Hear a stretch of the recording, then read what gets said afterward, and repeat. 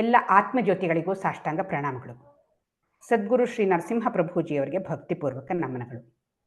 ಎಲ್ಲರಿಗೂ ಇಂದಿನ ದೃಕ್ದೃಶ್ಯ ವಿವೇಕ ಇದರ ಪುನರ್ಮನನದ ತರಗತಿಗೆ ಆಧಾರದ ಸ್ವಾಗತ. ತರಗತಿಯನ್ನು ಪ್ರಾರಂಭ ಮಾಡೋಕ್ಕಿಂತ ಮುಂಚೆ ಸದ್ಗುರುಗಳಿಗೆ ಹಾಗೂ ಗುರು ಪರಂಪರೆಗೆ ನಮ್ಮ ಗೌರವವನ್ನು ಸಲ್ಲಿಸೋಣ. ಸುಧಾ ಅವರೇ, ಪ್ರಾರ್ಥನೆ ಮಾಡ್ತೀರಾ?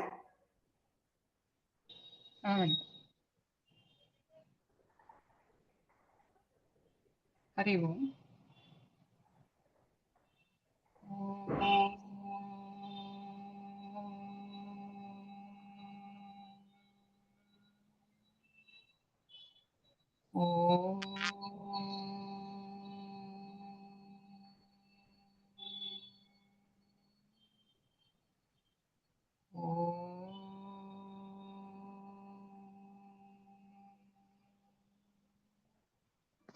गुरु ब्रह्मा गुरुर्विष्णु गुरुदेवो महेश्वरः गुरुः साक्षात् परं ब्रह्मा तस्मै श्री गुरवे नमः. अखण्डमण्डलाकारं व्याप्तं येन चराचरं तत्पदं दर्शितं येन तस्मै श्री गुरवे नमः.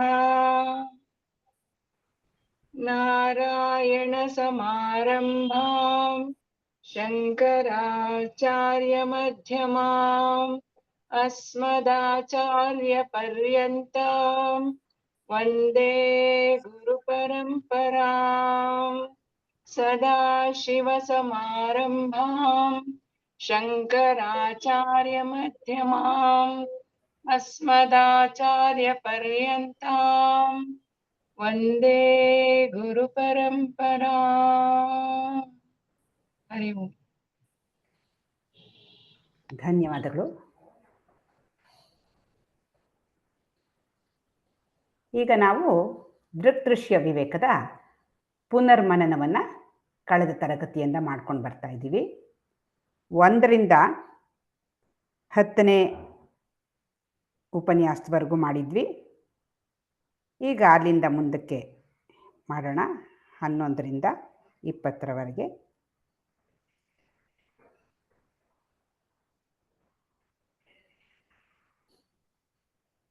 ಮೊದಲನೇ ಪ್ರಶ್ನೆ ಸಾವಿತ್ರಿ ಅವರಿಗೆ.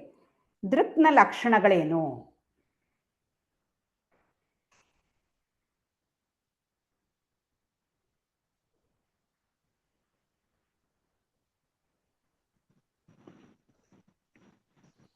ದೃಕ್ನಲ್ಲಿ ಯಾವುದೇ ಬದಲಾವಣೆ ಇರಲ್ಲ. ಉದಾಹರಣೆ ಕಣ್ಣು ಅಂತ ತಗೊಂಡ್ರೆ, ಕಣ್ಣಿನಲ್ಲಿ ಹಲವಾರು ತರ ಬಣ್ಣಗಳೆಲ್ಲ ಕಾಣತ್ತೆ. ಕೆಂಪು, ಹಸಿರು, ನೀಲಿ, ಹಳದಿ ಎಲ್ಲ ಕಾಣತ್ತೆ. ಆದ್ರೆ ಚಿಕ್ಕದು, ದೊಡ್ಡದು ಈ ತರ ಎಲ್ಲ ಕಣ್ಣಿಗೆ ಕಾಣತ್ತೆ. ಆದ್ರೆ ಕಣ್ಣಲ್ಲಿ ಯಾವುದೇ ಬದಲಾವಣೆ ಇಲ್ಲ ಅಂತ ನಾವು ಕಣ್ಣು ದೃಕ್ಕು ಅಂತ ಇದರಿಂದ ಗೊತ್ತಾಗತ್ತೆ. ಕರೆಕ್ಟ್. 2ನೇ ಪ್ರಶ್ನೆ ಶೀಲಾ ಅವ್ರಿಗೆ. ಮನಸ್ಸು ದೃಕ್, ಕಣ್ಣು ದೃಶ್ಯ ಅನ್ನೋದನ್ನ ವಿವರಿಸಿ. ಮನಸ್ಸು ದೃಕ್ ಅಂದಾಗ ಮನಸ್ಸಿನ ಈ ದೃಶ್ಯದಲ್ಲಿ ನಡೆಯುವಂಥದ್ದನ್ನ ಮನಸ್ಸು ನೋಡುತ್ತೆ.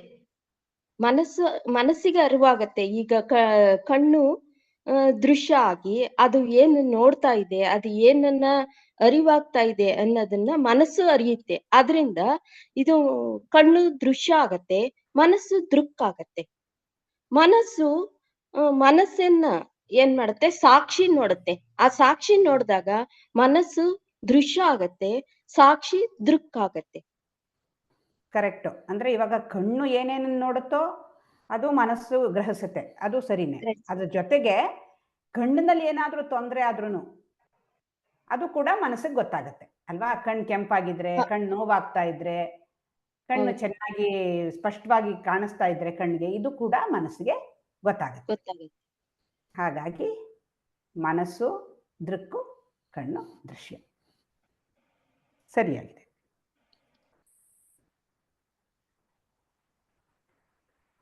ಮುಂದಿನ ಪ್ರಶ್ನೆ.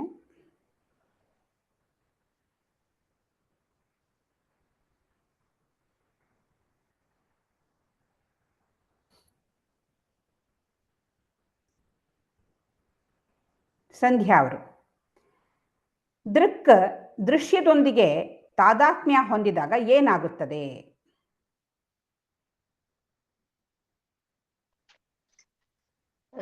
ದೃಕ್ಕು ದೃಶ್ಯದ ಜೊತೆ ಸೇರ್ಕೊಂಡಾಗ ನೋವಾಗುತ್ತೆ.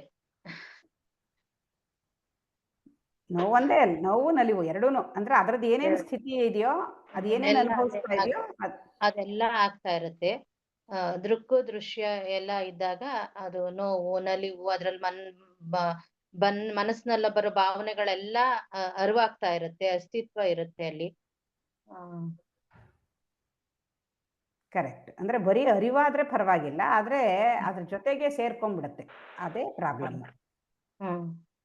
ಅದು ಬರೀ ಅರಿವು ಮಾತ್ರ ಮಾಡ್ಕೊಳ್ತಾ ಇದ್ರೆ ತುಂಬಾ ಒಳ್ಳೇದು, ಅದು ತೊಂದರೆನೇ ಇಲ್ಲ. ಅವಾಗ ನಂಗೆ ಸಂಬಂಧಿಸಿಲ್ಲ ಅಂತ ಅರಿತಾ ಇರುತ್ತೆ. ಆದ್ರೆ ಇದು ಹಾಗಾಗಲ್ಲ, ಅದ್ರ ಜೊತೆಲಿ ಸೇರ್ಕೊಂಡು ಹೋದಾಗ ತಾನೇ ಅದನ್ನ ಅನುಭವಿಸ್ತಾ ಇದ್ದೀನಿ ಅಂತ ಅನ್ನಿಸ್ಬಿಡುತ್ತೆ. ಇದು ಎಷ್ಟು ಕ್ಲಿಯರ್ ಆಗಿದೆ ನೋಡಿ. ನಾವು ಪ್ರತಿಯೊಂದು ಇದ್ರಲ್ಲಿ ಹೇಳಿರೋದು ಒಂದೊಂದು ಕೂಡ ಹೌದು ಹೌದು ನಿಜ ಅಂತ ನಾವು ಒಪ್ಕೊಳ್ಳೇಬೇಕು. ಅಷ್ಟು ಚೆನ್ನಾಗಿ ಇದರಲ್ಲಿ ವಿವರಿಸಿ ಹೇಳಿದ್ದಾರೆ. ಇದು ಅರಿವಿಗೆ ಬಂದಿರ್ಲಿಲ್ಲ ನಮ್ಗೆ. ಎಷ್ಟು ದಿನ ಇಷ್ಟೆಲ್ಲಾ ತೊಡಲಾಡ್ತಿದ್ರು, ಇದರಿಂದೇ ನಮ್ಗೆ ಈ ಆಗ್ತಾ ಇದೆ ಅನ್ನೋದೇ ಗೊತ್ತಾಗ್ತಿರ್ಲಿಲ್ಲ. ಇದರಿಂದ ಬೇರೆ ಸತ್ಯ ಇದೆ ಅನ್ನೋದು ಗೊತ್ತಾದದ್ದೇ ಈ ದೃಶ್ಯ ವಿವೇಕವನ್ನ ಓದಿದಾಗ, ತಿಳ್ಕೊಂಡಾಗ ಅರಿವಿಗೆ ಬಂತು. ಇದು ಯಾವ್ದು ಶಾಶ್ವತ ಅಲ್ಲ, ಮನಸ್ಸಿನಲ್ಲಿ ಬರೋ ಭಾವನೆಗಳು, ಅಸಹನೆ, ಕೋಪ, ನೋವು, ಸಂಕಲ್ಪ ಎಲ್ಲ ಈ ಏನೇನ್ ಭಾವನೆಗಳು ಬರುತ್ತೆ ಅದೆಲ್ಲವೂ ಈ ಮಾಯೆ ಅಷ್ಟೇ. ಇದೆಲ್ಲ ಸಾಕ್ಷಿ ಏನಿದೆ ಅದೊಂದೇ ಸತ್ಯ, ಶಾಶ್ವತ ಅನ್ನೋದು ಅರಿವಿಗೆ ಬಂತು. ಅದ್ರಲ್ಲಿ ಬರ್ತಕ್ಕಂಥ ಏನೇ ನೋವುಗಳಿದ್ರು ನಮ್ ಯಾವ್ದೋ ಹಿಂದಿನ ಪ್ರಾರಬ್ಧ ಕರ್ಮಗಳಿಂದ ಅಷ್ಟೇ ಬಂದದ್ದು ನಮ್ಗಿಲ್ಲಿ ಜೀವಿಯ ಮೇಲೆ ಪ್ರಭಾವ ಬೀರ್ತಿರುತ್ತೆ. ಅಷ್ಟಲ್ದೆ ನಮ್ಗಿಲ್ಲಿ ಯಾವುದು ಶಾಶ್ವತ ಅಲ್ಲ ಅನ್ನೋದು ಈಗ ಗೊತ್ತಾಯ್ತು. ನಿಜ. ಸವಿಯವರು, ದೃಶ್ಯವಾದ ಮನಸ್ಸಿನಲ್ಲಿ ಬದಲಾವಣೆ ಇದೆ, ದೃಕ್ಕಾದ ಸಾಕ್ಷಿಯಲ್ಲಿ ಇಲ್ಲ ಎನ್ನುವುದನ್ನ ಉದಾಹರಣೆಯೊಂದಿಗೆ ವಿವರಿಸಿ.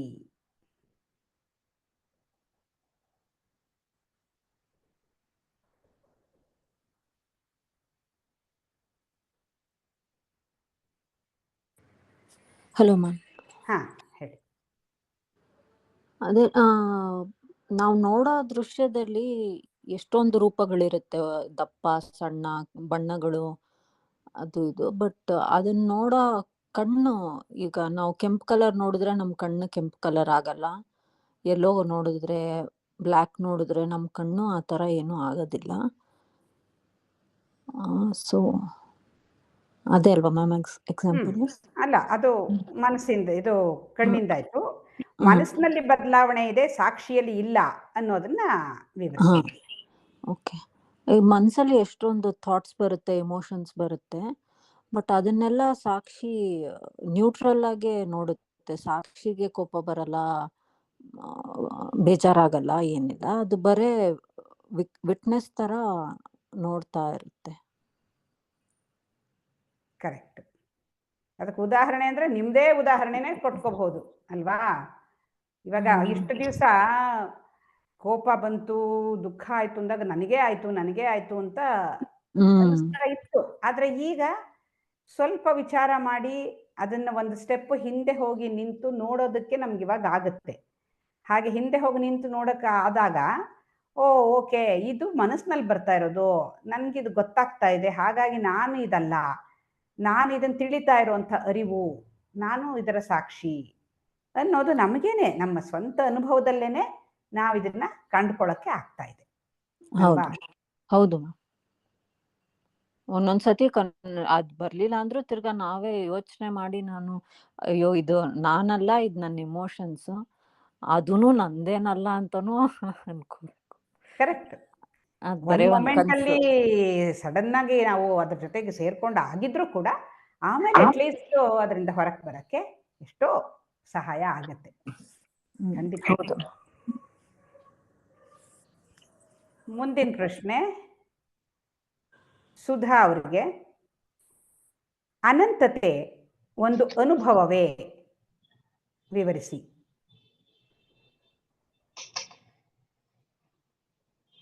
ನಮ್ಗೆ ಸಾಮಾನ್ಯವಾಗಿ ದೇಹ, ಮನ, ಬುದ್ಧಿ ಅನ್ನೋದು ಸೀಮಿತತೆಯಿಂದ ನಾವು ದೊಡ್ಡ ವಿಶಾಲವಾದ ಅನಂತತೆಗೆ ಹೋಗ್ಬೇಕು ಅಂತ ನಾವು ಎಕ್ಸ್ಪೆಕ್ಟ್ ಮಾಡ್ತೀವಿ.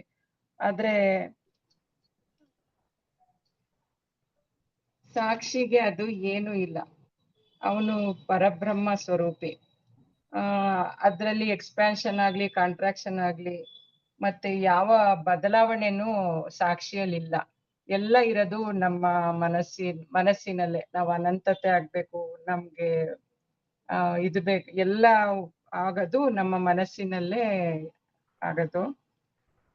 ಈ ಮನಸ್ಸೇ ಇದನ್ನೆಲ್ಲ ಕಲ್ಪನೆ ಮಾಡ್ತಾ ಮಾಡ್ತಾ ಹುಟ್ಟು ಹಾಕೋದು ಈ ಮನಸ್ಸೇ. ಆದ್ರೆ ಈ ಮನಸ್ಸು ಹುಟ್ಟಾಗ್ತಾ ಇರೋ ಕಲ್ಪನೆ ಎಲ್ಲ ನೋಡ್ತಾ ಇರೋದು ಆ ಸಾಕ್ಷಿ ಒಂದೇ. ಆ ಸಾಕ್ಷಿಯಲ್ಲಿ ಬದಲಾವಣೆನೂ ಇಲ್ಲ, ಅದ್ರಲ್ಲಿ ನಾಮರೂಪಗಳು ಅನ್ನೋದು ಇಲ್ಲ. ಅದಕ್ಕೆ ನಾನು ಸೀಮಿತ ಅನ್ನೋ ಕಲ್ಪನೆನೂ ಇಲ್ಲ. ಎಲ್ಲ ಇರೋದು ಈ ಮನಸ್ಸಿಗೆ. ನಾಮರೂಪಗಳು ಇದು ಎಲ್ಲ ಬೇಕು ಅನ್ನೋದು ಮನಸ್ಸಿನ ಸೃಷ್ಟಿ. ಅಂದ್ರೆ ಸಾಕ್ಷಿಗೆ ಅದು ಯಾವುದು ಇಲ್ಲ, ಅನಂತತೆ ಇಲ್ಲ, ಯಾವುದು ಇಲ್ಲ. ಅದು ಪರಬ್ರಹ್ಮ. ಅದಕ್ಕೆ ಆಕಾರ ಆಗ್ಲಿ, ರೂಪ ಆಗ್ಲಿ ಯಾವುದು ಇಲ್ಲ.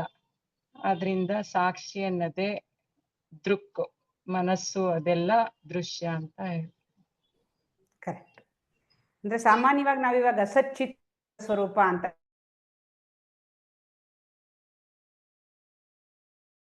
ಆನಂದ ಅಂತಂದ್ರೆ ಖುಷಿ ಅಂತಲ್ಲ, ಅದು ಅನಂತತೆ ಅಂತ ಹೇಳ್ತೀವಿ.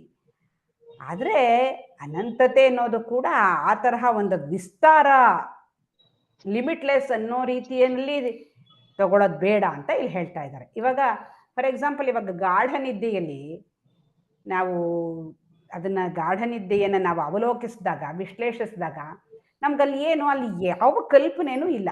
ದೇಶ ಕಾಲಗಳನ್ನ ಮೀರಿದ್ದು ಅದು ಅನಂತತೆ. ಅಂದ್ರೆ ದೇಶ ಕಾಲಗಳನ್ನ ಮೀರಿದ್ದು ಅಂತ ಹೇಳ್ಬೋದು ಅಷ್ಟೇ ಹೊರತು ಅನಂತತೆ ಅಂತಂದ್ರೆ ವಿಸ್ತಾರವಾದದ್ದು, ಇನ್ನೂ ಹೆಚ್ಚು ಅಂತ ಅದು ನಮ್ಗೆ ಆಕ್ಚುಲಿ ಕಲ್ಪನೆ ಆಗಲ್ಲ ಅನಂತತೆಯನ್ನ. ಹಾಗಾಗಿ ಸುಮ್ಮನೆ ಅದು ಒಂದು ಸೀಮಿತತೆಗೆ ಆಪೋಸಿಟ್ ವರ್ಡ್ ಅನಂತತೆ ಅಂತ ತಗೊಂಡು ಆ ಥರ ನಾವು ಕನ್ಫ್ಯೂಷನ್ ಏನು ಮಾಡ್ಕೊಳ್ಳೋದು ಬೇಡ. ಎಂಡ್ಲೆಸ್ ಅಂತ. ಎಂಡ್ಲೆಸ್ ಅನ್ನೋದಕ್ಕಿಂತಾನು ಹೆಚ್ಚಾಗಿ ಅದು ಅದ್ರ ಬಗ್ಗೆ ಏನು ಹೇಳಲಿಕ್ಕೆ ಬರಲ್ಲ. ಅಂದ್ರೆ ಅದು ಮಾತ್ರವೇ ಇರೋವಂಥದ್ದು. ನೀವು ಹೇಳ್ದಂಗೆ ಅದಕ್ಕೆ ರೂಪ, ಗುಣ, ಆಕಾರ ಅಂತ ಏನೂ ಇಲ್ಲ. ಇವಾಗ ಈ ಗಾಢ ನಿದ್ದೆ ಸ್ಥಿತಿನೇ ನೀವು ತಗೊಳ್ಳಿ. ಆ ಒಂದು ಸ್ಥಿತಿಯನ್ನು ನಾವು ಬೆಳಗ್ಗೆ ಎದ್ದು ವಿಶ್ಲೇಷಣೆ ಮಾಡಿದಾಗ ಅಲ್ಲಿ ಅನಂತತೆ, ಅದು ಲಿಮಿಟ್ಲೆಸ್ ಅಂತಂದ್ರೆ ನಾವಲ್ಲಿ ಯಾವುದೇ ಒಂದು ದೇಶ ಕಾಲ ಇಲ್ಲ ಅಲ್ಲಿ. ಅಂದ್ರೆ ಇವಾಗ ನಮ್ಗೆ ಇಲ್ಲಿ ಬೆಳಗ್ಗೆ ಎದ್ದಾಗ ನಮ್ಗೆ ಈ ಪ್ರಪಂಚ ಕಾಣಿಸ್ತಾ ಇದೆ, ಸಮಯ ಇದೆ ನಮಗೆ, ಇವಾಗ ಇಷ್ಟು ಟೈಮು ಅಂತೀವಿ. ಬಟ್ ಗಾಢ ನಿದ್ದೆ ಆಮೇಲೆ ಕನಸಿನಲ್ಲೂ ಅಷ್ಟೇ ಒಂದು ಸಮಯ ಅಂತಿದೆ, ಒಂದು ದೇಶ ಇದೆ, ಜಾಗ ಇದೆ. ಆದ್ರೆ ಗಾಢ ನಿದ್ದೆಯಲ್ಲಿ ಅದು ಏನೂ ಇಲ್ಲ. ಹಾಗಾಗಿ ಆ ದೃಷ್ಟಿಯಿಂದ ಅದನ್ನ ಹೇಳೋಕ್ಕೋಸ್ಕರ ಅನಂತ ಅಂತ ಹೇಳ್ತೀವಿ ಅಷ್ಟೇ ಹೊರತು ಅನಂತ ಅಂತಂದ್ರೆ ಮತ್ತೆ ನಾವಿವಾಗ ನಾವು ನಾವು ಲಿಮಿಟ್ನೆಸ್ನ ನಾವು ತಾದಾತ್ಮ್ಯಗೊಂಡ್ಬಿಟ್ಟಿದ್ದೀವಿ. ಇದ್ರ ಜೊತೆನಲ್ಲಿ ನಾವು ಲಿಮಿಟ್ಲೆಸ್ ಆಗಬೇಕು ಅಂತ ಹೊರಟ್ರೆ, ಹಂಗೆ ಆಗಬೇಕು ಅಂತ ಹೊರಟ್ರೆ ಅಲ್ಲಿ ಏನು ಆ ತರಹ ಆಗಕ್ಕೇನು ಇಲ್ಲ. ನಾವು ಶುದ್ಧವಾದ ಅರಿವು, ಈ ಎಲ್ಲದನ್ನ ಮೀರಿರೋ ಅಂಥದ್ದು ಅನ್ನೋ ಅರ್ಥದಲ್ಲಿ ನಾವು ತಗೋಬೇಕು ಅಂತ ಇಲ್ಲಿ ಹೇಳ್ತಾ ಇದ್ದಾರೆ. ಅನಂತತೆ ಅಂದ್ರೆ ಮತ್ತೆ ಇನ್ನೇನೋ ಒಂದು ಕಲ್ಪನೆ ಮಾಡ್ಕೋಬಾರ್ದು ಅನ್ನೋದಕ್ಕೆ ಹೇಳ್ತಾ ಇದ್ದಾರೆ. ಇದ್ರ ಬಗ್ಗೆ ಕ್ಲಾರಿಟಿ ಇದೆಯಾ ಎಲ್ರಿಗೂ? ಅನಂತತೆ ಅಂತಂದ್ರೆ ಮತ್ತೆ ಇನ್ನೇನೋ ಬೇರೆ ತಿಳ್ಕೋಬಾರ್ದು. ಲಿಮಿಟ್ಟು, ಲಿಮಿಟ್ಲೆಸ್ ಅಂತ ಹೇಳ್ತೀವಿ. ಲಿಮಿಟ್ಲೆಸ್ ಹೌದು. ಇವಾಗ ನಾವು ಯಾವುದೇ ಒಂದು ಸಂತೋಷ, ಕಾಫಿ ಆನಂದ, ಟೀ ಆನಂದ ಅದಾಗ್ಲೂ ಏನಾಗುತ್ತೆ ಅಂತ ಎಕ್ಸ್ಪ್ಲೇನ್ ಮಾಡೋವಾಗ ಆ ಮೊಮೆಂಟಲ್ಲಿ ಮನಸ್ಸು ಸ್ಟಾಪ್ ಆದಾಗ ನಮಗೆ ಪೂರ್ಣವಾಗಿ ನಾವು ಮನಸ್ಸಿನ ಸ್ಥಿತಿಯಿಂದ ಹೊರಗೆ ಹೋಗ್ಬಿಟ್ಟಿರ್ತೀವಿ. ಅಂದ್ರೆ ಅಲ್ಲಿ ನಮಗೆ ಯಾವುದೇ ಬೇರೆ ಕಲ್ಪನೆಗಳು ಇರೋದಿಲ್ಲ, ಯಾವುದೇ ದೇಶ ಕಾಲದ ಕಲ್ಪನೆಗಳು ಇರಲ್ಲ. ಹಾಗಾಗಿ ಅದನ್ನ ಅನಂತ ಅಂತ ಹೇಳ್ತೀವಿ, ಅದನ್ನ ಆನಂದ ಅಂತ ಹೇಳ್ತೀವಿ ಅಷ್ಟೇ ಹೊರತು ಆನಂದ ಅಂತಂದ್ರೆ ಮತ್ತಿನ್ನೇನೋ ನಾವು ಎಕ್ಸ್ಪ್ಯಾಂಡ್ ಆಗ್ತಾ ಆಗ್ತಾ ಆಗ್ತಾ ಆಗ್ತಾ ಹೋಗಿ ಒಂದು ಹಂತಕ್ಕೆ ಬರ್ತೀವಿ ಅನ್ನೋ ರೀತಿಯ ಕಲ್ಪನೆಗಳು ಬೇಕಾಗಿಲ್ಲ ಅಂತ ಇಲ್ಲಿ ಹೇಳ್ತಾ ಇದ್ದಾರೆ. ಮುಂದಿನ ಪ್ರಶ್ನೆ ಶೀಲಾ ಅವ್ರಿಗೆ. ದೇಹ ಇರುವುದರಿಂದ ಅರಿವಿದೆಯೋ ಅಥವಾ ಅರಿವು ಇರುವುದರಿಂದ ದೇಹವಿದೆಯೋ? ಅರಿವಿರೋದ್ರಿಂದ ದೇಹ ಇದೆ ಮೇಡಮ್. ಆ ಅರಿವಿನಿಂದ ದೇಹ ನಾವು ನೋಡ್ತೀವಿ. ಆ ದೇಹದಿಂದ ನಾವು ಏನನ್ನು ಅರಿಯಕ್ಕಾಗಲ್ಲ. ಅರಿವಿನಿಂದ ನಾವು ದೇಹನ್ ಬೇಕಾದ್ರೆ ಅರಿಬಹುದು. ಆದ್ರಿಂದ ಅರಿವಿದೆ, ಅರಿವಿನಿಂದ ದೇಹ ಅಂತ ನಾವು ಹೇಳಿ. ಕರೆಕ್ಟ್. ದೇಹ ಬದಲಾಗ್ತಾನೆ ಇರುತ್ತೆ, ಆದ್ರೆ ಅರಿವು ಬದಲಾಗಲ್ಲ. ಇವಾಗ ನಾವೇ ಈಗ ನಮ್ದು ಚಿಕ್ಕ ವಯಸ್ಸಿಂದನ್ನೆಲ್ಲ ಜ್ಞಾಪಿಸ್ಕೊಂಡ್ರೆ ಇಷ್ಟೇ ಪುಟ್ಟದಾಗಿದ್ವಿ ನಾವು ದೇಹ. ಇವಾಗ ನೋಡಿದ್ರೆ ಇಷ್ಟು ವಯಸ್ಸಾಯ್ತು, ಬಿಳಿ ಕೂದಲು ಎಲ್ಲ ಇದೆ. ಹಾಗೆ ದೇಹ ಬದಲಾಗ್ತಾನೆ ಇದೆ, ಆದರೆ ಅದನ್ನು ಅರಿತಾ ಇರುವಂಥ ಅರಿವು ಏನಿದೆ, ಆ ಚಿಕ್ಕ ವಯಸ್ಸಿಂದನೂ ಅರಿತು, ಅದು ಇವಾಗಿಂದನೂ ಅರಿತಾ ಇದೆ. ಸೊ ಎಲ್ಲವನ್ನು ಅದು ಅರಿಯುತ್ತೆ. ಹಾಗಾಗಿ ಅರಿವು ಇರುವುದರಿಂದ ಈ ದೇಹ.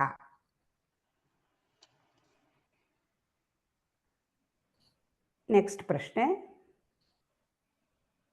ಸಂಧ್ಯಾ ಪರಮೇಶ್. ಜೀವನನ್ನು ಇನ್ನೊಂದು ರೀತಿಯಲ್ಲಿ ಏನೆಂದು ಕರೆಯಬಹುದು? ಅವನು ಏನನ್ನು ಅರಸುತ್ತಿದ್ದಾನೆ, ಹುಡುಕ್ತಾ ಇದ್ದಾನೆ? ಇಲ್ಲಿ ಜೀವ ಅಂದ್ರೆ ಸತ್ ಚಿತ್ ದುಃಖ ಸೇರಿದಾಗ ಅದು ಜೀವ. ಈ ಜೀವದಕ್ಕೆ ನಾನು, ನನ್ನದು, ನನ್ನ ದೇಹ, ನನ್ನ ಮನಸ್ಸು ಅನ್ನೋ ಇದರಲ್ಲಿ ಸಿಕ್ಕಾಕೊಂಡ್ಬಿಟ್ಟು ಈ ಮಾಯಾಜಾಲದಲ್ಲಿ ನೋವು ದುಃಖಗಳನ್ನ ಅನುಭವಿಸ್ಕೊಂಡಿದೆ. ಯಾವಾಗ ಈ ಜೀವ ಸತ್ ಚಿತ್ ಪ್ಲಸ್ ಆನಂದ ಇದೆ, ಇದನ್ನ ನಾವು ಹುಡುಕೋಬೇಕು. ಈ ಸಾಕ್ಷಿಯ ಮೂಲಕ, ಸಾಕ್ಷಿನೇ ಆನಂದ, ಅದೇ ನಮ್ಮಲ್ಲೇ ಇದೆ, ಅದು ಎಲ್ಲೋ ಇಲ್ಲ ಅನ್ನೋದನ್ನ ಅರ್ಥಕೊಂಡು ಈ ಆನಂದನೇ ಪರಬ್ರಹ್ಮ, ಅವನೇ ಪರಮಾತ್ಮ ಅನ್ನೋದನ್ನ ಯಾವಾಗ ನಾವು ತಿಳ್ಕೊತೀವೋ ಅವಾಗ ನಮಗೆ ಆನಂದ. ಸತ್ ಚಿತ್ ಸೇರಿದಾಗ ಆನಂದ ಸೇರಿದ್ರೆ ಬ್ರಹ್ಮ, ಸತ್ ಚಿತ್ ದುಃಖ ಸೇರಿದಾಗ ಜೀವ. ಈ ಆತ್ಮಕ್ಕೆ ದ್ವೈತ ಇಲ್ಲ, ಇದು ಅದ್ವೈತ. ಇಲ್ಲಿ ಎರಡು ಇರಬಾರ್ದು. ಅಯ್ಯೋ ಇದು ನನಗ್ ಬೇಕು ಅನ್ನೋ ಆಸೆ ಇರ್ಬೋದು, ನಾನು ಇದ್ ಮಾಡೇಬೇಕು, ಏನೋ ಒಂದು ಹಠ ಸ್ವಭಾವ, ಇವೆಲ್ಲ ಮಾಡ್ದೇನೆ ಏನು ಇಲ್ಲ, ನಾವು ನಿರ್ಲಿಪ್ತರಾಗಿದ್ಕೊಂಡು ಈ ಸಾಕ್ಷಿ ಒಂದೇ ಪರಬ್ರಹ್ಮ ಬ್ರಹ್ಮ ಅನ್ನೋದನ್ನ ತಿಳ್ಕೊಂಡಾಗ ನಮ್ಗೆ ಆತ್ಮ ಸಾಕ್ಷಾತ್ಕಾರ ಆಗುತ್ತೆ. ಅವಾಗ ಆನಂದ ಸಿಕ್ಕುತ್ತೆ. ಅದು ಅನಂತ, ಎಲ್ಲೇ ಇಲ್ದೇ ಇರೋಷ್ಟು ಖುಷಿ ಆನಂದ ಸಿಗುತ್ತೆ. ಅದನ್ನ ಪಡೆಯೋಕೋಸ್ಕರನೇ ಇಷ್ಟೆಲ್ಲ. ಹಾ, ಈಗೊಂದು ಹೇಳಿದ್ರಿ ಎಲ್ಲೇ ಇಲ್ದೇ ಇರೋಷ್ಟು ಖುಷಿ ಅಂತಂದ್ರೆ ಹೆಂಗಪ್ಪ ಅದು? ಅದು ಅನಂತತೆ ಮೀರಿ ಯಾವುದೇ ಒಂದು ಅನಂತತೆ ಅಂತ ಹೇಳಿದ್ವಲ್ಲ, ಅದಕ್ಕೆ ಸೀಮಿತನೇ ಇಲ್ಲ ಖುಷಿ. ಅದಕ್ಕೆ ಅಂದ್ರೆ ಹೇಗಿರ್ ಅಂದ್ರೆ ಇವಾಗ ಖುಷಿ ಅಂದ್ರೆ ನಾವೇನಪ್ಪ, ಏನೋ ಒಂದು ವಸ್ತು ಸಿಕ್ಕಿದಾಗ ಖುಷಿ ಆಗತ್ತೆ. ಹಾಗಾದ್ರೆ ನಾವು ಪರಬ್ರಹ್ಮನನ್ನ ನಾನೇ ಪರಬ್ರಹ್ಮ ಅಂತ ತಿಳ್ಕೊಂಡ್ರೆ ತುಂಬಾ ಖುಷಿ ಅಂದ್ರೆ ಯಾವಾಗ್ಲೂ ನಗ್ತಾ ಇರ್ತೀವಿ ಅಂತ ಅರ್ಥನ? ಹೇಗದು? ನಗು ಅಲ್ಲ, ಅದು ನಮಗೆ ಸಿಗತಕ್ಕಂತ ಶಾಂತಿ. ಅದನ್ನೇ ಹೇಳಿದಾರೆ ಇಲ್ಲ, ಆನಂದ ಅಂದ್ರೆ ಓಹೋ ಅಂತ ನಗೋದಲ್ಲ. ಅದು ನಮ್ಮ ಮನಸ್ಸಿನಲ್ಲಿ ಮೂಡ್ತಕ್ಕಂತ ಅದೊಂದು ಭಾವನೆ ಅಷ್ಟೇ. ಅದು ಆನಂದ ಆಯ್ತು ನನಗೆ ಅನ್ನೋದು. ಈ ನಾವು ಪ್ರಾಪಂಚಿಕ ಮಾಯೆಯಲ್ಲಿ ಸಿಕ್ಕೊಂಡು ಏನೋ ಒಂದು, ನಾನು ಈಗ ಕಾಫಿ ಕುಡ್ದಾಗ ಖುಷಿ ಆಯ್ತು, ಆನಂದ ಆಯ್ತು, ನಾನೇನೋ ತಿನ್ಬೇಕು, ಅದ್ ತಿಂದ್ಬಿಟ್ಟಾಗ ಆಯ್ತು, ಉಟ್ಕೊಂಡಾಗ ಆಯ್ತು ಅನ್ನೋದು ಶಾಶ್ವತ ಅಲ್ಲ. ಅದ್ ಆ ಕ್ಷಣಕ್ಕಿರುತ್ತೆ, ಮುಂದಿನ ಕ್ಷಣಕ್ಕೆ ಅದು ಮಾಯ ಆಗೋಗ್ಬಿಟ್ಟಿರುತ್ತೆ, ಅದಿರಲ್ಲ. ಅದು ಎಲ್ಲಿವರೆಗೂ ಹೊಟ್ಟೆ ತುಂಬಿರುತ್ತೆ ಅಲ್ಲಿವರೆಗೂ. ಹಸಿವು ಬಂದಾಗ ಪುನಃ ಅದೇ ದುಃಖ, ಅದೇ ನೋವು. ಇನ್ನೊಂದು ಯಾವ್ದೋ ಬೇರೆ ವಸ್ತು ನೋಡಿದಾಗ ಓ ಇದು ಬೇಡ, ನನ್ಗೆ ಅದು ಬೇಕಿತ್ತು ಅನ್ನೋದು, ಈ ತರ ಹೋಗ್ತಿರ್ತೀವಿ. ಯಾವಾಗ ನಾವು ಇದೆಲ್ಲ ಶಾಶ್ವತ ಅಲ್ಲ ಅಂತ ತಿಳ್ಕೊಂಡು ಆತ್ಮ ಸಾಕ್ಷಾತ್ಕಾರ ಪಡ್ಕೊಂಡು ಸತ್ ಚಿತ್ ಆನಂದವೇ ನಾನು, ನನ್ನಲ್ಲ, ನನ್ನ ಆತ್ಮದಲ್ಲೇ, ನನ್ನ ಸಾಕ್ಷಿಯಲ್ಲೇ ಅದಿದೆ ಅಂತ ತಿಳ್ಕೊತೀವೋ ಅವಾಗ ಸಿಗೋ ಆನಂದವೇ ಬೇರೆ. ಅದು ಈ ಪ್ರಾಪಂಚಿಕ ವಸ್ತುಗಳಲ್ಲಾಗ್ಲಿ ಮಾಯಾ ಜಾಲದಲ್ಲಾಗ್ಲಿ ನಮ್ಗೆ ಅದು ಸಿಗಲ್ಲ. ಅದು ಕ್ಷಣಿಕ ಅಷ್ಟೇ. ಶಾಶ್ವತವಾದದ್ದು ಸಾಕ್ಷಿ ಒಂದೇ. ಕರೆಕ್ಟ್. ಅಂದ್ರೆ ಆ ಆನಂದ ಅಂತ ಅನ್ನೋದು ನೀವು ಹೇಳ್ದಂಗೆ ಅದೇ ಅನಂತ ಅಂತ ನಾವು ಅದನ್ನ ಕರಿತೀವಿ. ಆದ್ರೆ ಅದು ಯಾವುದೇ ಅದಕ್ಕೆ ದೇಶ ಕಾಲಗಳ ಕಲ್ಪನೆ ಇಲ್ಲದೆ ಇರುವಂತ ಒಂದು ಹಂತ. ಕಣ್ಣಿಗೆ ಗಾಢ ಸಿಗಲ್ಲ, ಅದು ಕಣ್ಣಿಗೆ ಕಾಣಿಸಲ್ಲ, ನಮ್ಮ ಅನುಭವಕ್ಕೆ ಬರ್ತಿರುತ್ತೆ ಅಷ್ಟೇ. ಗಾಢ ನಿದ್ದೆಯ ಅನುಭವವನ್ನು ಹಾ, ನಾವು ವಿಶ್ಲೇಷಣೆ ಮಾಡಿದ್ರೆ ಅದು ತಗೋಬಹುದು, ಅದನ್ನ ನಾವು ಅತ್ಯಂತ ತಿಳ್ಕೊಬಹುದು. ಹತ್ತಿರವಾದ ಒಂದು ಉದಾಹರಣೆಯಾಗಿ ತಗೋಬಹುದು.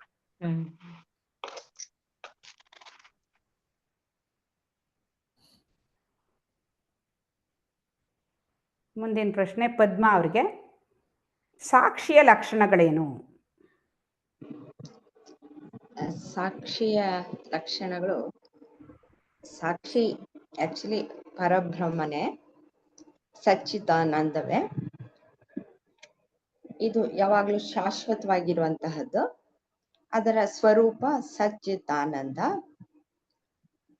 ಇದು ಜೀವನಲ್ಲಿ ಇರುವ ಮನಸ್ಸು ಮತ್ತೆ ದೇಹಗಳ ಬದಲಾವಣೆಗಳು ಎಲ್ಲವನ್ನು ಅರಿತುಕೊಳ್ಳುವಂತಹದ್ದು, ಮತ್ತೆ ಅದಕ್ಕೆ ಚೇತನವನ್ನು ಕೊಡುವಂತಹದ್ದು. ಈ ಮನಸ್ಸು ಕೆಲಸ ಮಾಡಬೇಕಾದ್ರೆ ಈ ಸಾಕ್ಷಿಯ ಅರಿವಿನ ಸಹಾಯದಿಂದ ಮನಸ್ಸು ಕೆಲಸ ಮಾಡುತ್ತೆ. ದೇಹವು ಸಹ ಈ ಮನಸ್ಸಿನ ಚೇತನದ ಸಹಾಯದಿಂದ ದೇಹ ಕೆಲಸ ಮಾಡುತ್ತೆ.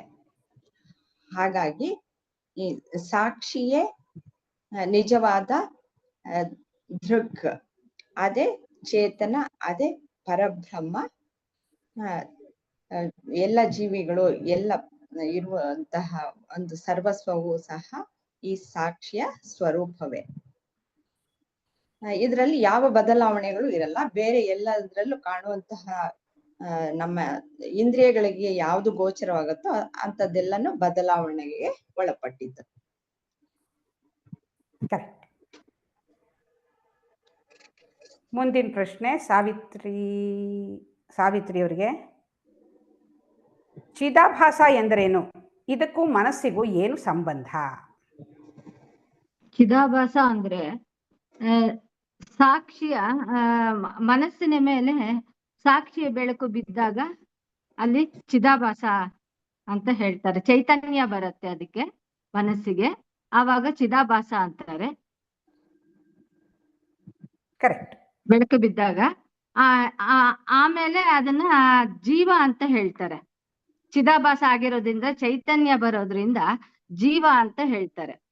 ಅದೇ ಚಿದಾಭಾಸ ಪ್ಲಸ್ ಆ ಮನಸ್ಸು ಅಥವಾ ಅಂತಃಕರಣ ಏನಿದೆ, ಅದು ಅಥವಾ ಬುದ್ಧಿ ಅಂತ ಏನ್ ಹೇಳ್ತೀರ, ಯಾವ್ದ್ರ ಮೇಲೆ ಅದು ಬೀಳುತ್ತೋ ಅದು ಮತ್ತೆ ಅದು ಎರಡು ಸೇರಿ ಜೊತೆನಲ್ಲಿರೋದಕ್ಕೆ ಜೀವ ಅಂತ ಚಿದಾಭಾಸ ಅಂತಾರೆ. ಅದು ಜೀವ ಅಂತಾರೆ ಲಾಸ್ಟ್ ಅಲ್ಲಿ, ಜೀವ. ಅದೇ ನಾನಿದ್ದೇನೆ ಅಂತ ಹೇಳುತ್ತಲ್ವಾ ಜೀವ. ಮುಂದೆ ಕೇಳೋಣ. ಅದಕ್ಕೆ ನಾನು ಅದನ್ನ ಹೇಳಲಿಲ್ಲ, ಮುಂದೆ ಪ್ರಶ್ನೆ ಬರುತ್ತೆ. ಸವಿಯವರು, ಅಹಂ ನಾನು ಇದ್ದೇನೆ ಎಂಬ ಭಾವನೆ ಯಾವಾಗ ಹುಟ್ಟುತ್ತದೆ?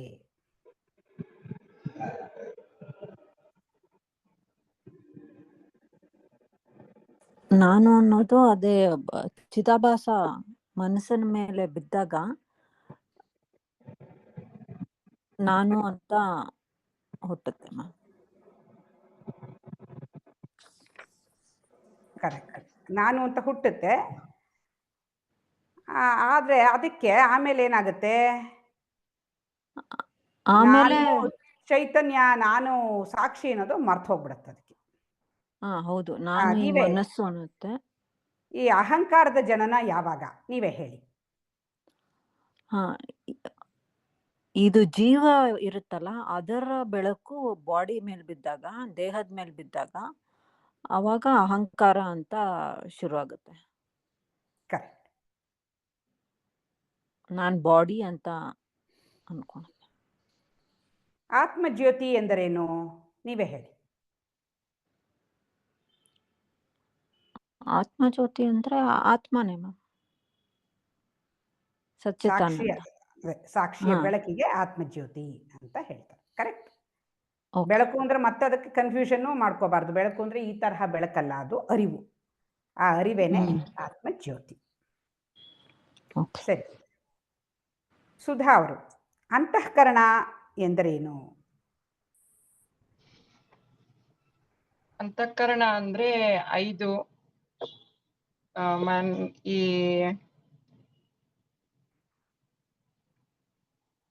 ಈ ಮನಸ್ಸಿನ ಬೇರೆ ಬೇರೆ ಕಾರ್ಯಗಳಿಗೆ ಅಂತಃಕರಣ ಅಂತಾರೆ.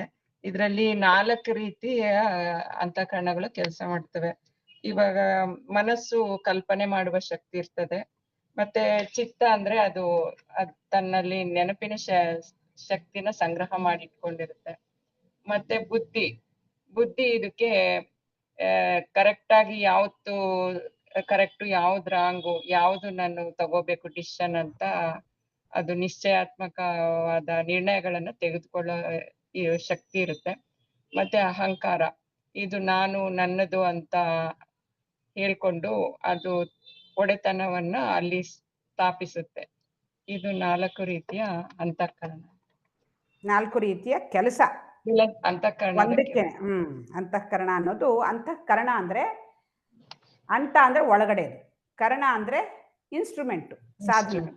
ಅಂತಃಕರಣ ಒಳಗೆ ಇರುವಂಥ ಒಂದು ಇನ್ಸ್ಟ್ರೂಮೆಂಟ್, ಇನ್ನರ್ ಇನ್ಸ್ಟ್ರೂಮೆಂಟ್.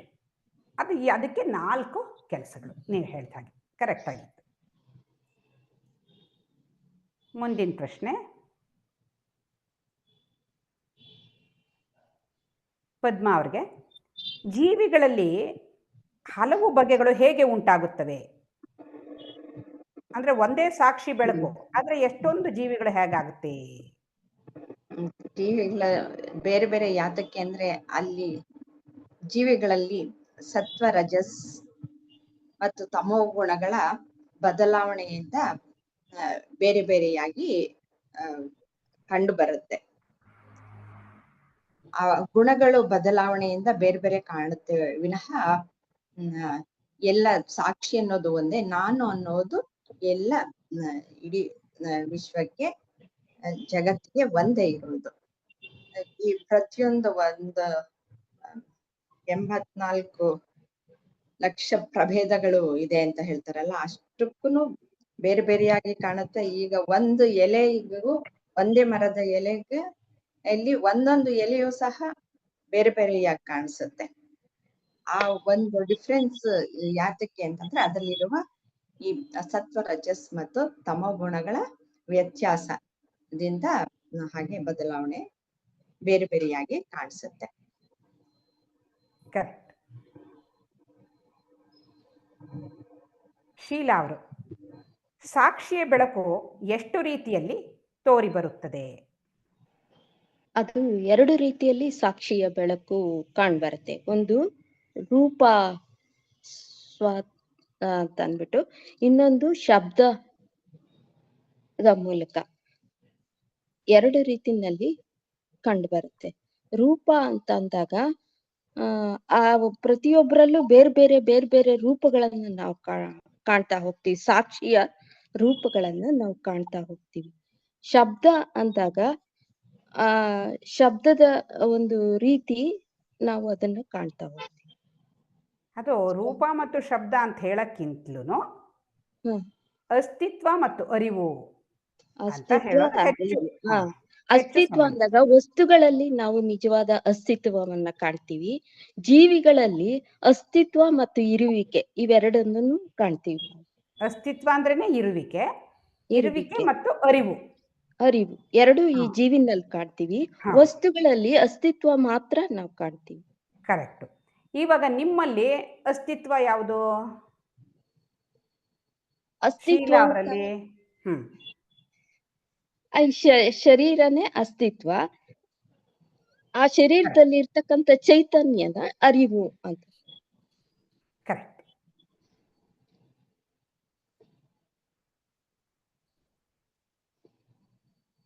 ಮುಂದಿನ ಪ್ರಶ್ನೆ ಸಂಧ್ಯಾ ಅವರಿಗೆ. ಚಿದಾಭಾಸಕ್ಕೂ ಮನಸ್ಸಿಗೂ ಸಾಕ್ಷಿಗೂ ಇರುವ ಸಂಬಂಧವೇನು?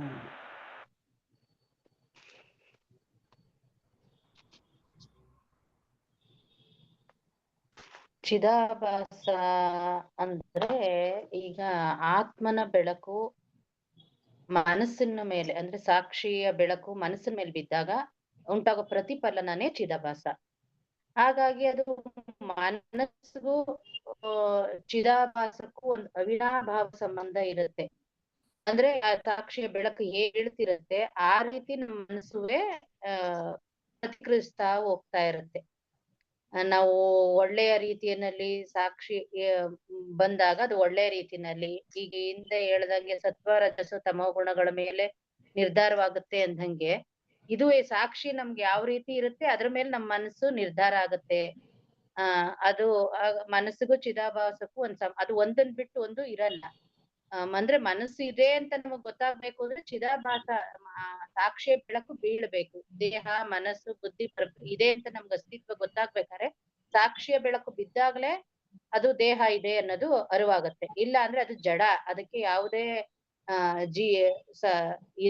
ದೇಹಕ್ಕೆ ಯಾವುದೇ ರೀತಿ ಇದಿರಲ್ಲ. ಯಾವಾಗ ನಮ್ಗೆ ಚಿದಾಭಾಸದ ಬೆಳಕು ಬೀಳುತ್ತೋ ಅವಾಗ ಅದು ಬೆಳಕಿಗೆ ಬರುತ್ತೆ. ಅಂದ್ರೆ ಇದು ಈ ದೇಹಕ್ಕೆ ಕರ್ಮದ ಸಂಬಂಧ ಇದೆ. ದೇಹ ಅಂದ್ರೆ ಮನಸ್ಸಿನಲ್ಲಿ ಆಸೆ ಇರೋದ್ರಿಂದ ಈ ದೇಹ ಸೃಷ್ಟಿಯಾಯ್ತು. ಹಿಂದೆ ಏನೋ ಕರ್ಮಜ ಸಂಬಂಧಗಳನ್ನ ಇಟ್ಕೊಂಡು ಬಂದ್ಬಿಟ್ಟಿರ್ತೀವಲ್ಲ, ಪ್ರಾರಬ್ಧ ಕರ್ಮಗಳು ಅಂತ ನಾವ್ ಈಗ ಹಿಂದೆನೆ ಒಂದ್ ಇದ್ರಲ್ಲಿ ಹೇಳ್ದೆ. ನಾವು ಏನೋ ಮುಗಿಸ್ದೆ, ನಾವ್ ಏನೋ ಆಸೆ ಇಟ್ಕೊಂಡು ಬಂದಾಗ ಆ ಸಾಕ್ಷಿ ಇನ್ನೊಂದು ದೇಹ ಬಂದು ಸೇರ್ಕೊಂಡಿರುತ್ತೆ.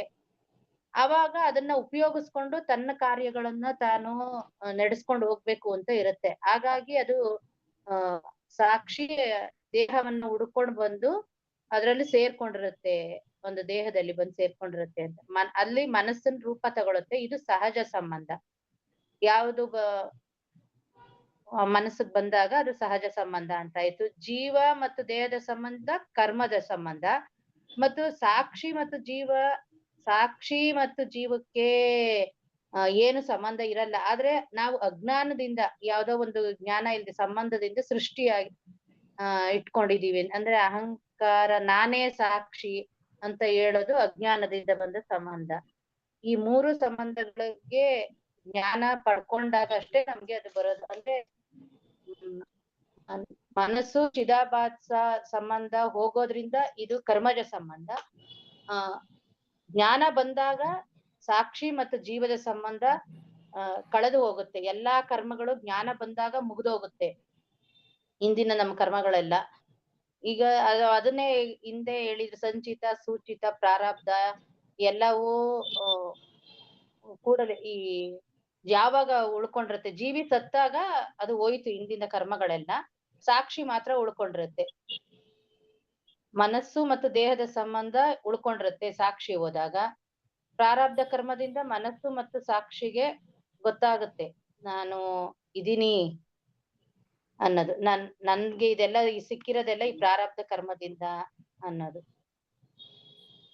ದೇಹ ಬಿದ್ದೋದ್ಮೇಲೆ ಏನು ಇರಲ್ಲ, ನಾನ್ ಜ್ಞಾನಿ ಅನ್ನೋದು ಅವಾಗ ಗೊತ್ತಾಗುತ್ತೆ. ನಾನ್ ಬದುಕಿರೋವರೆಗೂ ಬೇರೆಯವ್ರಿಗೆ ಜ್ಞಾನವನ್ನ ಕೊಟ್ಟು ಆ ದೇಹ ಉಪಯೋಗಿಸ್ಕೊಂಡು ನಾವು ಬೇರೆಯವ್ರಿಗೆ ನಾವು ಉಳ್ಕೊಂಡಿರೋ ಜ್ಞಾನವನ್ನ ಕೊಟ್ಟು ಹೋಗ್ಬೇಕು ಅನ್ನೋದು ಜೀವಿಗ್ ಗೊತ್ತಿರುತ್ತೆ. ಈಗ ಒಂದು ಇದು ನಾನೇ ಮಾಡ್ದೆ ಅಂತ ತಿಳ್ಕೊಂಡು ನೋವು ಅನುಭವಿಸ್ತಾ ಇರ್ತೀವಿ ಅಷ್ಟೇ. ಕರೆಕ್ಟ್. ಇವಾಗ ಒಂದು ದೇಹದಿಂದ ಇನ್ನೊಂದು ದೇಹಕ್ಕೆ ಹೋಗೋದು ಸಾಕ್ಷಿ ಹೋಗುತ್ತೆ ಅಂತ ಅಂದ್ರೆ, ಸಾಕ್ಷಿ ಹೋಗುತ್ತಾ ಅಥವಾ ಇನ್ಯಾರು ಹೋಗ್ತಾರೆ ಒಂದು ದೇಹದಿಂದ ಇನ್ನೊಂದು ದೇಹಕ್ಕೆ? ಆತ್ಮ ಹೋಗ್ತಾ, ಅದನ್ನೇ ಆತ್ಮನೇ ಸಾಕ್ಷಿ ಅಂತ ಅನ್ಕೊಂಡಿರ್ತೀವಲ್ಲ. ಕರೆಕ್ಟ್. ಆತ್ಮ ಸಾಕ್ಷಿ ಎರಡು ಒಂದೇ. ಆದ್ರೆ ಹೋಗೋದು ಒಂದು ದೇಹದಿಂದ ಇನ್ನೊಂದು ದೇಹಕ್ಕೆ ಹೋಗೋದು ಈ ಜೀವ. ಅಂದ್ರೆ ಈ ಚಿದಾಭಾಸ ಮತ್ತು ಮನಸ್ಸಿನ ಕಾಂಬಿನೇಷನ್ ಏನಿರುತ್ತೆ ಅದು ಒಂದು ದೇಹದಿಂದ ಇನ್ನೊಂದು ದೇಹಕ್ಕೆ ಹೋಗುತ್ತೆ. ಸಾಕ್ಷಿ ಎಲ್ಲಿಗೂ ಹೋಗಲ್ಲ. ಸಾಕ್ಷಿ ಎಲ್ಲಾ ಕಡೆನೂ ಇರುತ್ತೆ, ಅದಕ್ಕೇನ್ ಚಲನೆ ಇಲ್ಲ ಸಾಕ್ಷಿಗೆ.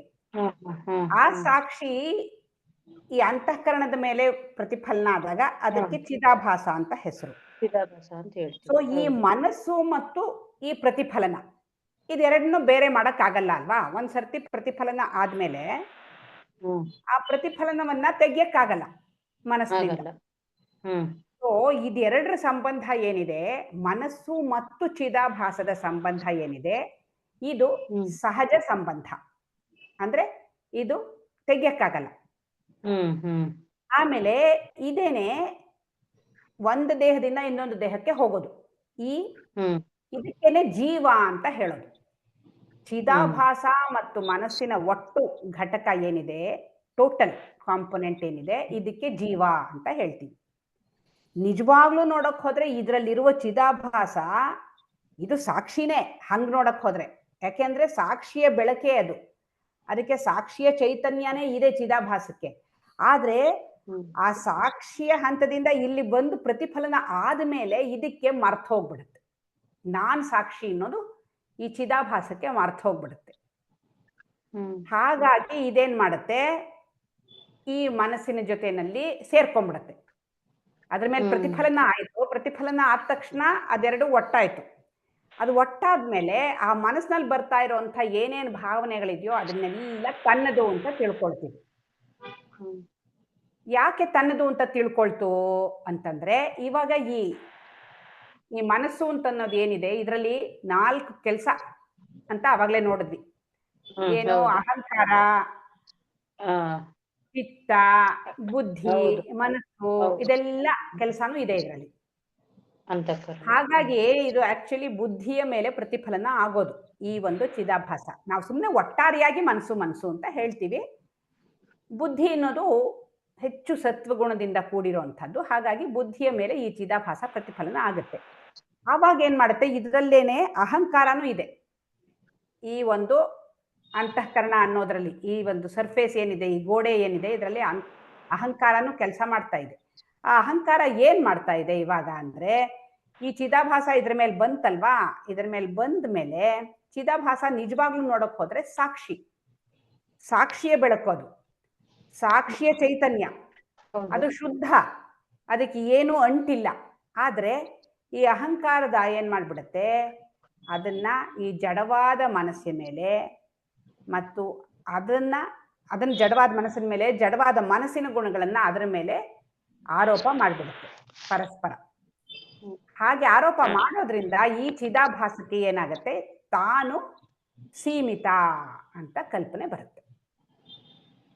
ಸೊ ಮೊದಲನೇ ಸಂಬಂಧ ಏನು, ಸಹಜ ಸಂಬಂಧ. ಏನದು ಮೊದಲನೇದು, ಸಾಕ್ಷಿಯ ಬೆಳಕು ಈ ಒಂದು ಅಂತಃಕರಣದ ಮೇಲೆ ಬಿದ್ದು ಆ ಅಂತಃಕರಣದ ಜೊತೆಯಲ್ಲಿ ಅದು ಸೇರ್ಕೊಂಡು ಹೋಗೋದೇನಿದೆ ಅದು ಸಹಜ ಸಂಬಂಧ. ಅದೆರಡೂ ಸೇರಿ ಜೀವ ಅಂತ ಹೆಸರು. ಇವಾಗ ನಾಮಕರಣ. ನಿಜವಾಗ್ಲೂ ನೋಡಕ್ ಹೋದ್ರೆ ಅದು ಜೀವ ಅಲ್ಲ, ಜೀವಾತ್ಮ, ನಿಜವಾಗ್ಲೂ ಸಾಕ್ಷಿ ಅದು. ಆದರೆ ಇಲ್ಲಿ ಬಂದ ಮೇಲೆ ಅದು ತನ್ನ ಸಾಕ್ಷಿತ್ವವನ್ನ ಮರ್ತು ಬಿಡ್ತು, ಇದ್ರ ಜೊತೆಗೆ ಸೇರ್ಕೊಂಡ್ಬಿಡ್ತು. ಇವಾಗಲೇ ಕ್ವಶನ್ಸ್ ಕೇಳಿದ್ವಿ, ಇದು ಮನಸ್ಸಿನ ಜೊತೆ ಸೇರ್ಕೊಂಡ್ ಬಿಟ್ಟಾಗ, ತಾದಾತ್ಮ ಹೊಂದಿದಾಗ ಏನಾಗುತ್ತೆ ಅಂತ ಕೇಳಿದ್ವಿ. ಏನಾಗುತ್ತೆ ಅಂದ್ರೆ, ಆ ಮನಸ್ಸಿನ ಭಾವನೆಗಳನ್ನೆಲ್ಲ ತನ್ನದೇನೆ ಅಂತ ತಿಳ್ಕೊಳ್ಳುತ್ತೆ. ಮನಸ್ಸು ತಾನು ಸೀಮಿತ ಅಂತ ಒಂದು ಭಾವನೆ ಇದೆ ಮನಸ್ಸಿಗೆ. ಹಾಗಾಗಿ ಈ ಚಿದಾಭಾಸಕ್ಕೂ ತಾನು ಸೀಮಿತ ಅನ್ನೋ ಭಾವನೆ ಬಂದ್ಬಿಡುತ್ತೆ. ಸೊ ಇದು ಮೊದಲನೇದು, ಸಹಜ ಸಂಬಂಧ ಇದರ ಜೊತೆನಲ್ಲಿ ಸೇರ್ಕೊಂಡಿದ್ದು. ಎರಡನೇದು ನೀವು ಹೇಳಿದ ಹಾಗೆ ಕರ್ಮಜ ಸಂಬಂಧ. ಏನೋ, ಈ ಜೀವ ಏನಿದೆ, ಈ ಜೀವ ಮುಂದಕ್ಕೇನಾಯ್ತು, ದೇಹವನ್ನು ನೋಡಿ ತಾನು ದೇಹ ಅಂತ ಹೇಳುತ್ತೆ. ಅದು ಆ ದೇಹ ಹೇಗ್ ಬಂದಿದೆ, ಕರ್ಮದ ದೆಸೆಯಿಂದ ಬಂದಿದೆ. ನೀವು ಅದನ್ನ ಕರೆಕ್ಟ್ ಆಗಿ ಹೇಳಿದ್ರಿ. ಆಸೆಯಿಂದ ತಾನೇ ದೇಹ ಹುಟ್ಕೊಂಡಿರೋದು. ತಾನು ಅಲ್ಪ ಅಂತ ಯಾವಾಗ ಒಂದ್ಸರ್ತಿ ಇದಕ್ಕೆ ಭಾವನೆ ಬಂತೋ ಚಿದಾಭಾಸಕ್ಕೆ, ಅಲ್ಪತ್ವವನ್ನ ಕಳೆದುಕೊಳ್ಳೋದಕ್ಕೋಸ್ಕರ ದೇಹವನ್ನ ಧಾರಣೆ ಮಾಡಿ ಮುಂದೆ ಆಸೆ ತೀರಿಸ್ಕೊಳಕ್ ಹೊರಡುತ್ತೆ. ತಾನು ಪೂರ್ಣ ಅಂತ ಗೊತ್ತಿದ್ರೆ ಅದಕ್ಕೆ ದೇಹ ಬೇಕಾಗಿಲ್ಲ. ದೇಹ ಬೇಕಾಗಿರೋದೇನೆ ತಾನು ಅಪೂರ್ಣ ಅಂತ ಇರೋದ್ರಿಂದ ಆ ಅಪೂರ್ಣತ್ವವನ್ನ ಕಳ್ಕೊಳ್ಳೋಕ್ಕೋಸ್ಕರ ದೇಹ ಬೇಕದಕ್ಕೆ. ಹಾಗಾಗಿ ಆ ಒಂದು ಕರ್ಮಗಳನ್ನ ಮಾಡ್ತಾ ಹೋಗುತ್ತದೆ, ಪೂರ್ಣ ಆಗೋಕ್ಕೋಸ್ಕರ ಕರ್ಮಗಳನ್ನ ಮಾಡ್ತಾ ಹೋಗುತ್ತೆ. ಅದು ಮತ್ತೆ ಎಲ್ಲ ಸಂಚಿತಕ್ಕೆ ಸೇರ್ತಾ ಹೋಗುತ್ತೆ ಕರ್ಮಗಳೆಲ್ಲ. ಮತ್ತೆ ಆ ಸಂಚಿತದಿಂದ ಒಂದಷ್ಟು ತಗೊಂಡು ಪ್ರಾರಬ್ಧವನ್ನ ತಗೊಂಡು ಮತ್ತೆ ಇನ್ನೊಂದು ಜನ್ಮವನ್ನ ತಗೊಳುತ್ತೆ. ಸೊ ಈ ಎರಡು ಕಾಂಪೋನೆಂಟೇನೆ ಒಂದು ದೇಹದಿಂದ ಇನ್ನೊಂದು ದೇಹಕ್ಕೆ ಹೋಗೋದು, ಆ ದೇಹದ ಮೂಲಕ ಕರ್ಮವನ್ನ ಮಾಡಿ ಆಸೆ ತೀರಿಸ್ಕೊಳ್ಳೋದು, ಇದೆಲ್ಲ ಈ ಟೋಟಲ್ ಕಾಂಪೋನೆಂಟಿನ ಕೆಲಸ. ಸೊ ಇದಕ್ಕೂ ದೇಹಕ್ಕೂ ಏನ್ ಸಂಬಂಧ ಅಂದ್ರೆ ಕರ್ಮಜ ಸಂಬಂಧ. ಇದು ಎರಡನೇ ಸಂಬಂಧ. ಮೂರನೇ ಸಂಬಂಧ ಏನು, ಇದಕ್ಕೂ ಸಾಕ್ಷಿಗೂ ಇರೋ ಸಂಬಂಧ. ಸಾಕ್ಷಿ ಅದು ತನ್ನಷ್ಟಕ್ಕೆ ತಾನಿದೆ, ಅದಕ್ಕೆ ಏನು ಪ್ರಾಬ್ಲಮ್ ಇಲ್ಲ. ಅದಕ್ಕೆ ಈ ತರ ರಿಫ್ಲೆಕ್ಷನ್ ಆಗಿ ಇಲ್ಲಿ ಹೋಗಿದೆ ಅನ್ನೋದು ಕೂಡ ಗೊತ್ತಿಲ್ಲ, ಅದರಷ್ಟಕ್ಕೆ ಅದಿದೆ. ಆದ್ರೆ ಇಲ್ಲಿ ಏನಾಗಿದೆ, ಈ ಒಂದು ಅಹಂಕಾರದಿಂದ ಈ ಜೀವ ಅಂದ್ರೆ ಈ ಚಿದಾಭಾಸ ತನ್ನ ಸಾಕ್ಷಿತ್ವದ ಗುಣಗಳನ್ನ ಬಿಟ್ಟುಬಿಟ್ಟು ತಾನು ಸೀಮಿತ ಅಂತ ತಿಳ್ಕೊಂಡ್ಬಿಟ್ಟಿದೆ. ಅಂದ್ರೆ ಏನಾಯ್ತು ಇವಾಗ? ಸಾಕ್ಷಿ ಸೀಮಿತ ಅಂತ ಆಗೋಯ್ತು. ಸಾಕ್ಷಿಯ ಮೇಲೆ ಸೀಮಿತತೆಯನ್ನ ಹೇರ್ದ ಹಾಗಾಯ್ತು. ಯಾವಾಗ ಈ ಚಿದಾಭಾಸ ಒಪ್ಕೊಳ್ತೋ ತಾನು ಸೀಮಿತ ಅಂತ, ಅಲ್ಲಿಗೆ ಏನು ಅರ್ಥ ಆಯ್ತು? ಅಸೀಮವಾದ ಚಿದಾಭಾಸ ಅದು ಸಾಕ್ಷಿಯ ಪ್ರತಿಫಲನ. ಸಾಕ್ಷಿ ಅಸೀಮ. ಆ ಸಾಕ್ಷಿಯ ಅಸೀಮತ್ವದ ಮೇಲೆ ಇವಾಗ ಸೀಮಿತತೆಯನ್ನ ನಾವು ಹೊರಸ್ಬಿಟ್ವಿ. ಅದು ಯಾಕಾಯ್ತು ಅಂದ್ರೆ ಅಜ್ಞಾನದಿಂದ ಆಗಿದೆ. ಅದು ತಪ್ಪು ತಿಳುವಳಿಕೆಯಿಂದ ಆಗಿದೆ. ಎಲ್ಲಿ ತಪ್ಪು ತಿಳುವಳಿಕೆ ಆಗ್ತಾ ಇದೆ? ಈ ಚಿದಾಭಾಸ ಈ ಮನಸ್ಸಿನ ಜೊತೆನಲ್ಲಿ ತಾದಾತ್ಮ್ಯವನ್ನ ಹೊಂದಿ ನಾನ್ ದೇಹ, ನಾನು ಮನಸ್ಸು, ನಾನು ಬುದ್ಧಿ ಅಂತ ತಿಳ್ಕೊಂಡಿರೋದ್ರಿಂದ, ತನ್ನ ಮೂಲ ಸ್ವರೂಪವನ್ನ ಮರೆತಿರೋದ್ರಿಂದ ಈ ಒಂದು ತಪ್ಪು ಕಲ್ಪನೆ ಉಂಟಾಗ್ತಾ ಇದೆ. ಹಾಗಾಗಿ ಅಸೀಮವಾದ ಸಾಕ್ಷಿಯನ್ನೇ ಸೀಮಿತ ಅನ್ನೋ ಒಂದು ಭಾವನೆ ಬರೋ ಹಾಗೆ ಆಗ್ತಾ ಇದೆ. ಈ ಒಂದು ತಪ್ಪು ಕಲ್ಪನೆಯನ್ನ ಜ್ಞಾನದ ಮೂಲಕ ಸರಿ ಮಾಡಬಹುದು ಅಂತ ಇಲ್ಲಿ ಹೇಳ್ತಾ ಇರೋದು. ಸೊ 3 ರೀತಿಯ ಸಂಬಂಧಗಳು. ಒಂದು ಸಹಜ ಸಂಬಂಧ, ಯಾವುದು ಸಾಕ್ಷಿಯ ಬೆಳಕು ಚಿದಾಭಾಸವಾಗಿ ಈ ಅಂತಃಕರಣದ ಮೇಲೆ ಬಿದ್ದಾಗ ಆಗೋ ಸಂಬಂಧ ಸಹಜ ಸಂಬಂಧ. ಇದನ್ನ ಬೇರ್ಪಡಿಸೋದಕ್ಕೆ ಆಗಲ್ಲ, ಇದು ಕಂಟಿನ್ಯೂ ಆಗ್ತಾ ಇರುತ್ತೆ. ನೆಕ್ಸ್ಟು ಕರ್ಮಜ ಸಂಬಂಧ. ಈ ಒಂದು ಜೀವ ದೇಹದ ಜೊತೆಯಲ್ಲಿ ಹೊಂದಿರುವ ಸಂಬಂಧವನ್ನ ಕರ್ಮದ ಸಂಬಂಧ ಅಂತ ಹೇಳ್ತೀವಿ. 3ನೇ ಸಂಬಂಧ, ಈ ಜೀವ ಸಾಕ್ಷಿಯ ಜೊತೆಯಲ್ಲಿ ಹೊಂದಿರುವ ಸಂಬಂಧವನ್ನ ಭ್ರಾಂತಿಜನ್ಯ ಸಂಬಂಧ, ತಪ್ಪು ತಿಳುವಳಿಕೆಯಿಂದ ಉಂಟಾದ ಸಂಬಂಧ ಅಂತ ಹೇಳ್ತೀವಿ. ಇದಿಷ್ಟರಲ್ಲಿ ಅದು ನಿಮ್ದು ಆಯ್ತು ಆ ಕ್ವೆಶ್ಚನ್. ನೆಕ್ಸ್ಟ್ ಸವಿಯವರು, ಇವಾಗ ಈ ಸಂಬಂಧಗಳಲ್ಲಿ ಯಾವುದನ್ನ ನಾವು ತೆಗಿಬಹುದು, ಯಾವ ಸಂಬಂಧಗಳು ಯಾವಾಗ ತಾವಾಗೆ ಹೋಗುತ್ತವೆ? ಸವಿಯವರು ಹೇಳಿ. ಹಾ ಮ್ಯಾಮ್, ನಾವು ತೆಗಿಬಹುದಾಗಿರೋ ಸಂಬಂಧ ಅಂದ್ರೆ ಅಜ್ಞಾನದಿಂದ ಆಗಿರೋ ಸಂಬಂಧ. ಅದು ಸಾಕ್ಷಿ ಮತ್ತು ಮನಸ್ಸಿನ ಮಧ್ಯ, ಸಾಕ್ಷಿ ಮತ್ತು ಮನಸ್ಸು ಅವ್ರ ಜೀವ, ಅದೆರಡರ ಮಧ್ಯೆ ಅಜ್ಞಾನದಿಂದ, ಇಲ್ಯೂಷನ್ ಇಂದ ಆಗಿದೆ. ಅದು ಜ್ಞಾನದ ಮೂಲಕ ನಾವು ತೆಗಿಬಹುದು. ಆಮೇಲೆ ಮನಸ್ಸು ಮತ್ತು ಅದೇ ಜೀವ ಮತ್ತೆ ಬಾಡಿ ಮಧ್ಯೆ ಇರೋದು ಪ್ರಾರಬ್ಧದಿಂದ ಕನೆಕ್ಷನ್ ಆಗಿರುತ್ತೆ. ಅದು ಕರ್ಮದ ಕನೆಕ್ಷನ್. ಸೊ ಅದು ನಡೀತಾನೆ ಇರುತ್ತೆ ಎಷ್ಟೊಂದು ಲೈಫ್ಸ್ ಅಲ್ಲಿ. ಬಟ್ ಪ್ರಾರಬ್ಧ ಮುಗಿದ್ಮೇಲೆ ಅದು ಹೋಗುತ್ತೆ. ಕರೆಕ್ಟ್. ಆಯಾ ಲೈಫ್ ಟೈಮ್ ಅಲ್ಲಿ ಆ ದೇಹದ ಜೊತೆ ದೇಹ ಏನು ಒಂದು ಪ್ರಾರಬ್ಧ ಹೊತ್ಕೊಂಬಂದಿರುತ್ತೋ ಆ ಪ್ರಾರಬ್ಧ ಮುಗಿದ ತಕ್ಷಣ ಅದೆರಡರ ಸಂಬಂಧ ಹೋಯ್ತು. ಮತ್ತೆ ನೆಕ್ಸ್ಟ್ ದೇಹಕ್ಕೆ ಹೋಗುತ್ತೆ. ಈ ಒಂದು ಜೀವ ಅಂದ್ರೆ ಚಿದಾಭಾಸ ಮತ್ತು ಅಂತಃಕರಣ ಅಥವಾ ಮನಸ್ಸು ಅಂತೇನು ಹೇಳ್ತೀವಿ, ಅದೆರಡರ ಒಟ್ಟು ಘಟಕ. ಆ ಜನ್ಮದಲ್ಲಿ ಆ ದೇಹದ ಒಂದು ಪ್ರಾರಬ್ಧ ಮುಗಿದ ತಕ್ಷಣ ದೇಹ ಬಿದ್ದು ಹೋಗುತ್ತೆ. ಆ ದೇಹದ ಜೊತೆಯಲ್ಲಿ ಸಂಬಂಧ ಕಟ್ಟು. ಮತ್ತೆ ಮುಂದಿನ ದೇಹಕ್ಕೆ ಹೋಗುತ್ತೆ. ಆ ದೇಹದ ಜೊತೆನಲ್ಲಿ ವ್ಯವಹಾರ ನಡೀತಾ ಇರುತ್ತೆ. ಮತ್ತೆ ಆ ದೇಹದ ಪ್ರಾರಬ್ಧ ಮುಗಿದ ತಕ್ಷಣ ಕಟ್ಟು ಮತ್ತೆ ಹೋಗ್ತಾ ಇರುತ್ತೆ. ಹೀಗೆ ಕಂಟಿನ್ಯೂ ಆಗ್ತಾ ಇರುತ್ತದು. ಆದ್ರೆ ಆಯಾ ಜನ್ಮದಲ್ಲಿ ಆಯಾ ದೇಹದ ಜೊತೆನಲ್ಲಿ ಕಟ್ ಆಗ್ತಾ ಇರುತ್ತೆ. ಹೌದು. ಆಮೇಲೆ ಮೊದಲನೇದು ಸಹಜ ಸಂಬಂಧ ಇರೋದು ಚಿದಾಭಾಸ ಮತ್ತು ಜೀವದ ಮಧ್ಯೆ. ಸೊ ಅದು ಚಿದಾಭಾಸ ಮನಸ್ಸಿನ ಮೇಲೆ ಬಿದ್ದಾಗ ಅದು ಆಗಿರುತ್ತೆ. ಸೊ ಅದು ನ್ಯಾಚುರಲ್, ಅದು ಯಾವಾಗೂ ಕಟ್ ಮಾಡಕ್ಕೆ ಆಗೋದಿಲ್ಲ. ಅಂದ್ರೆ ಕನ್ನಡಿ ಒಡೆಯೋವರೆಗೂ ಕನ್ನಡಿ ಮೇಲೆ ಬಿದ್ದಿರೋ ಬೆಳಕನ್ನ ಸಪ್ರೇಟ್ ಮಾಡಕ್ ಆಗೋದಿಲ್ಲ. ಸೊ ಇದೂ ಅಷ್ಟೇ. ಸೊ ಜ್ಞಾನಿ ಸಿಚುವೇಶನ್ ಅಲ್ಲಿ ಏನಾಗುತ್ತೆ ಅಂದ್ರೆ ಅವ್ರಿಗೆ ಜ್ಞಾನದಿಂದ ನಾನು ಜೀವ ಅಲ್ಲ ಅಂತ ಗೊತ್ತಾಗುತ್ತೆ, ನಾನೀ ಬಾಡಿ ಮೈಂಡ್ ಇಂಟೆಲೆಕ್ಟ್ ಅಲ್ಲ ಅಂತ. ಸೊ ಅವರು ನೋ ಮೈಂಡ್ ಸ್ಟೇಟ್ ಅಲ್ಲಿ ಇರ್ತಾರೆ. ಅವ್ರಿಗೆ ಮನ್ಸು ಇದ್ರೂ ಅವರು ಅದನ್ನ ಏನೋ ಅಟ್ಯಾಚ್ಮೆಂಟ್ ಇರೋದಿಲ್ಲ ಅವ್ರಿಗೆ. ಸೊ ಅವರು ಜೀವನ್ ಮುಕ್ತಿ ಪಡ್ತಿರ್ತಾರೆ. ಕರೆಕ್ಟ್. ಈಗ ಮುಂದೆ ಇರ್ಲಿ, ಸಾಕು ಅಷ್ಟು. ಮುಂದಿನ ಪ್ರಶ್ನೆ ಕೇಳೋಣ.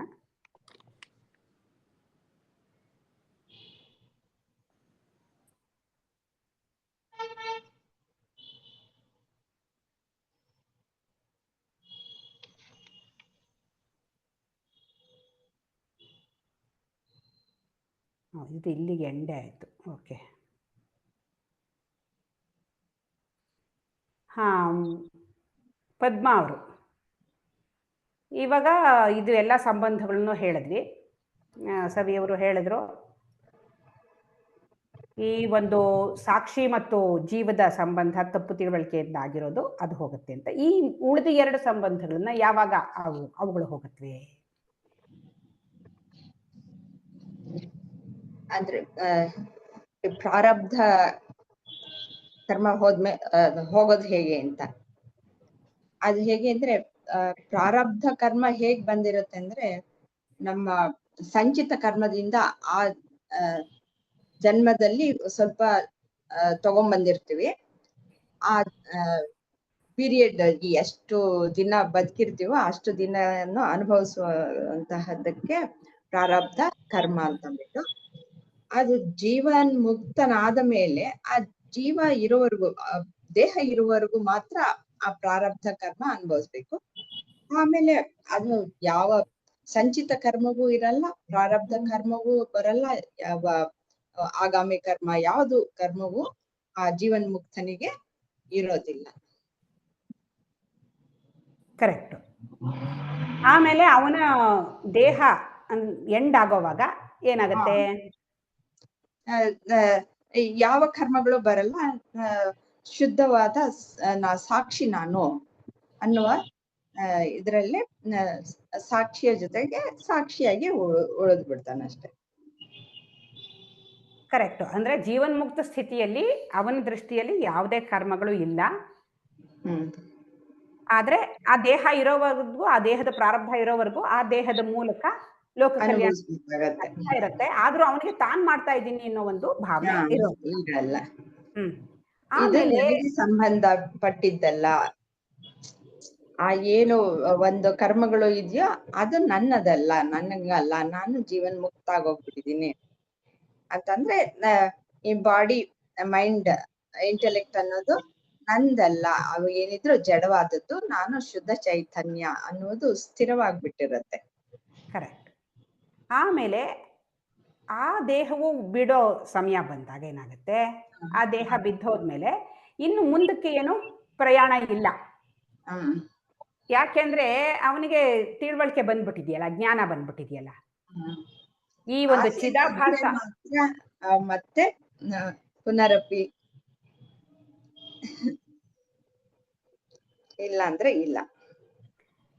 ಸೊ ಇವಾಗ ಅವನ ಜ್ಞಾನಿ ಏನಾಯ್ತು, ಕರ್ಮಜ ಸಂಬಂಧನೂ ಮುಗ್ದೋಯ್ತು. ಇವಾಗ ಬೇರೆಯವರಲ್ಲಿ ಅಜ್ಞಾನಿಯಲ್ಲಿ ಏನು, ಕರ್ಮಜ ಸಂಬಂಧ ಆ ದೇಹದಲ್ಲಿ ಇರೋವರೆಗೂ ಅದು ಮುಗೀತು, ಆ ದೇಹದ ಮುಗಿಯುತ್ತೆ, ಮತ್ತೆ ಇನ್ನೊಂದು ದೇಹ ಹುಡ್ಕೊಂಡು ಹೋಗ್ತಾನೆ. ಆದ್ರೆ ಜ್ಞಾನಿಯಲ್ಲಿ ಏನಾಗುತ್ತೆ ಅಂದ್ರೆ, ಜ್ಞಾನಿಗೆ ಇನ್ನೊಂದು ದೇಹ ಹುಡ್ಕೊಂಡು ಹೋಗುವಂತ ಪ್ರಮೇಯ ಏನೂ ಇಲ್ಲ. ಯಾಕೆಂದ್ರೆ ಅವನಿಗೇನು ಆಸೆ ಇಲ್ಲ. ಯಾಕೆ ಆಸೆ ಇಲ್ಲ ಅಂದ್ರೆ ಅವನಿಗೆ ತಾನು ಪೂರ್ಣ ಅನ್ನೋದು ಗೊತ್ತಿದೆ. ಪೂರ್ಣನಾದ್ಮೇಲೆ ಎಂಥ ಆಸೆ? ಆಸೆ ಯಾವಾಗಿರುತ್ತೆ? ಅಪೂರ್ಣನಾಗಿದ್ದಾಗ ಆಸೆ ಪೂರ್ಣ ಮಾಡ್ಕೊಳ್ಳೋದು. ತಾನೇ ಪೂರ್ಣ ಅಂತ ಆದ್ಮೇಲೆ ಇನ್ಯಾವ ಆಸೆನೂ ಇಲ್ಲ. ಹಾಗಾಗಿ ಅವನ ದೇಹ ಬಿದ್ದು ಹೋದಾಗ ಏನಾಗುತ್ತೆ, ಕರ್ಮಜ ಸಂಬಂಧ ಆ ದೇಹದ ಜೊತೆನಲ್ಲಿ ಹೋಗುತ್ತೆ, ಆದ್ರೆ ಮುಂದಕ್ಕೆ ಪ್ರಯಾಣ, ಇನ್ನೊಂದು ದೇಹಕ್ಕೆ ಪ್ರಯಾಣ ಇರೋದಿಲ್ಲ. ಆ ಸೂಕ್ಷ್ಮ ಶರೀರವೂ ಕೂಡ ಎಲ್ಲ ಪಂಚಭೂತಗಳನ್ನ ವಿಲೀನವಾಗಿ ಹೋಗ್ಬಿಡುತ್ತೆ. ಆಮೇಲೆ ಈ ಒಂದು ಚಿದಾಭಾಸ ಮತ್ತು ಮನಸ್ಸಿನ ಒಂದು ಪ್ರತಿಫಲನ ಕೂಡ ಇನ್ನು ಆಗೋದಕ್ಕೆ ಅವಕಾಶ ಇರಲ್ಲ. ಅವಿದೇಹ ಮುಕ್ತಿಯ ಸಮಯದಲ್ಲಿ ಅದು ಕೂಡ ಹೊರಟೋಗುತ್ತೆ. ಯಾಕೆಂದ್ರೆ ಇನ್ನು ಮತ್ತೆ ಬರೋ ಅಂಥದ್ದಿಲ್ವಲ್ಲ. ಇನ್ನೇನೋ ಕೇಳಿದ್ರ? ಇಲ್ಲೇ ಒಂದು ಕ್ವೆಶ್ಚನ್ ಕೇಳೋಣ ಅನ್ಕೊಂಡೆ. ಈಗ ಚಿದಾಭಾಸ ಅದು ಕ್ಲಿಯರ್ ಆಗ್ಬಿಟ್ಟಿರುತ್ತೆ, ಅದ್ರಲ್ಲಿ ಥಾಟ್ಸ್ ಎಲ್ಲಾನು ಹೋಗ್ಬಿಟ್ಟಿರುತ್ತೆ. ಆದ್ರಿಂದ ಅದು ಚಿದಾಭಾಸ ಏನ್ ಅನ್ಕೊಳ್ತೀವ ಅದು ಆಭಾಸವಾಗಿ ಉಳಿಯಲ್ಲ. ಅವನಿದ್ದಾಗ ಅವನಿಗೂ ಕ್ಲಿಯರ್ ಆಗಿ ಹೋಯ್ತು, ತಾನು ಜೀವನಲ್ಲ, ತಾನು ಜೀವಾತ್ಮ, ತಾನು ಸಾಕ್ಷಿ ಅಂತ ಅವನ ಕ್ಲಾರಿಟಿ ಬಂದ್ಬಿಟ್ಟಿದೆ ಇರೋವಾಗ್ಲೇನೇನೆ. ಜ್ಞಾನಿಯ ದೃಷ್ಟಿಯಿಂದ ಅವನು ಇರೋವಾಗ್ಲೂ ಅವನ ದೇಹ ಹೋದಾಗ್ಲೂ ಏನು ವ್ಯತ್ಯಾಸ ಇಲ್ಲ. ಅವನಿಗೆ ಬದುಕಿದ್ದಾಗ್ಲೇನೆ ಅದಕ್ಕೆ ಜೀವನ್ ಮುಕ್ತಿ ಅಂತ ಹೇಳೋದು. ಅವನು ಬದುಕಿದ್ದಾಗ್ಲೇನೆ ಅವನು ಮುಕ್ತ ಎಲ್ಲ ರೀತಿಯಲ್ಲಿ. ಈ ಅದು ಚಿದಾಭಾಸ ಮತ್ತು ಮನಸ್ಸಿನ ಒಂದು ಪ್ರತಿಫಲನ ಆಗಿರೋದು ಅದು ಇರುತ್ತೆ, ಯಾಕೆಂದ್ರೆ ಆ ದೇಹ ಇರೋವರೆಗೂ ಅದು ಇರುತ್ತೆ. ಹಾಗೆ ಅದು ಇದ್ರೂ ಕೂಡ ಅಲ್ಲಿ ತಿಳುವಳಿಕೆ ಇದೆ ಆ ಚಿದಾಭಾಸಕ್ಕೆ, ತಪ್ಪು ತಿಳುವಳಿಕೆ ಇಲ್ಲ ಅಲ್ಲಿ. ಅದು ಅದ್ ಜೊತೆನಲ್ಲಿ ಇರೋದ್ರಿಂದ ಆ ದೇಹಕ್ಕೆ ಚೈತನ್ಯ ಬರ್ತಾ ಇರುತ್ತೆ, ಹಾಗಾಗಿ ದೇಹವು ಕೆಲಸ ಮಾಡ್ತಾ ಇರುತ್ತೆ. ಆ ದೇಹ ತಾನಲ್ಲ ಅನ್ನೋದು ಅವನಿಗೆ ಗೊತ್ತಿರುತ್ತೆ. ದೇಹದ ಮೂಲಕ ಈಶ್ವರನೇ ಕೆಲಸವನ್ನು ಮಾಡ್ತಾನೆ, ಅಂದ್ರೆ ಬರೀ ಚೈತನ್ಯವಾಗಿ ಕೆಲಸ ನಡೆಯುತ್ತೆ, ಎಲ್ಲ ಲೋಕ ಕಲ್ಯಾಣದ ಕೆಲಸಗಳು ನಡೆಯುತ್ತೆ. ಒಂದು ಸರ್ತಿ ಆ ದೇಹನೂ ಬಿದ್ದು ಹೋದಾಗ ಅಲ್ಲಿಗೆ ಸ್ಟಾಪ್, ಇನ್ನೇನು ಇಲ್ಲ. ಅಂದ್ರೆ ಇನ್ನೊಂದು ಇದನ್ನ ಹುಡುಕೊಂಡು ಹೋಗುವಂತ ಪ್ರಮೇಯ ಇರಲ್ಲ ಈ ಒಟ್ಟು ಘಟಕಕ್ಕೆ. ಆಮೇಲೆ ಈ ಒಟ್ಟು ಘಟಕ ಮತ್ತೆ ಇನ್ನೊಂದ್ ಸರ್ತಿ ಬರೋದು ಇಲ್ಲ, ಯಾಕೆಂದ್ರೆ ಈ ಪ್ರತಿಫಲನ ಆಗುವಂತ ವಿಷಯನೂ ಏನೂ ಇರಲ್ಲ ಅಲ್ಲಿ. ಈ ಪ್ರತಿಫಲನ ಆಗೋದೇನೆ ಈ ಮುಂದಿಂದೆಲ್ಲ ನಡೆಯೋಕೆ, ಇದೆಲ್ಲ ಮುಗ್ದೋಯ್ತಲ್ಲ, ಹಾಗಾಗಿ ಮತ್ತೆ ಪ್ರತಿಫಲನ ಆಗುವಂಥದ್ದು ಜ್ಞಾನಿಯ ಇದರಲ್ಲಿ ಇರೋದಿಲ್ಲ. ಹಂಗಾಗಿ ಆ ಒಂದು ದೇಹದ್ದು ಅಲ್ಲಿಗೆ ಕಂಪ್ಲೀಟ್ ಆಗಿ ಮುಗಿಸೋಗ್ಬಿಡುತ್ತೆ. ಸಾವಿತ್ರಿ ಅವ್ರಿಗೆ ಇದ್ರ ಬಗ್ಗೆ ಇನ್ನು ಏನಾದ್ರು ಕ್ಲಾರಿಟಿ ಬೇಕಾ? ನೀವ್ ಒಂದ್ಸರ್ತಿ ಹೇಳ್ಬಿಡ್ತೀರಾ ಈ ಮೂರು ಸಂಬಂಧಗಳನ್ನ?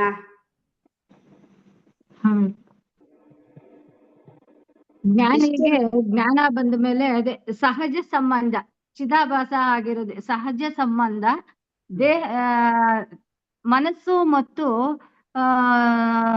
ಅದ್ಯಾವ್ದು ನಂದು ಅದರದ್ದು ಚಿದಾಭಾಸ ಆಗಿರೋದಕ್ಕೆ ಮನಸ್ಸು ಮತ್ತು ಜೀವದ ಸಂಬಂಧ ಒಂದು.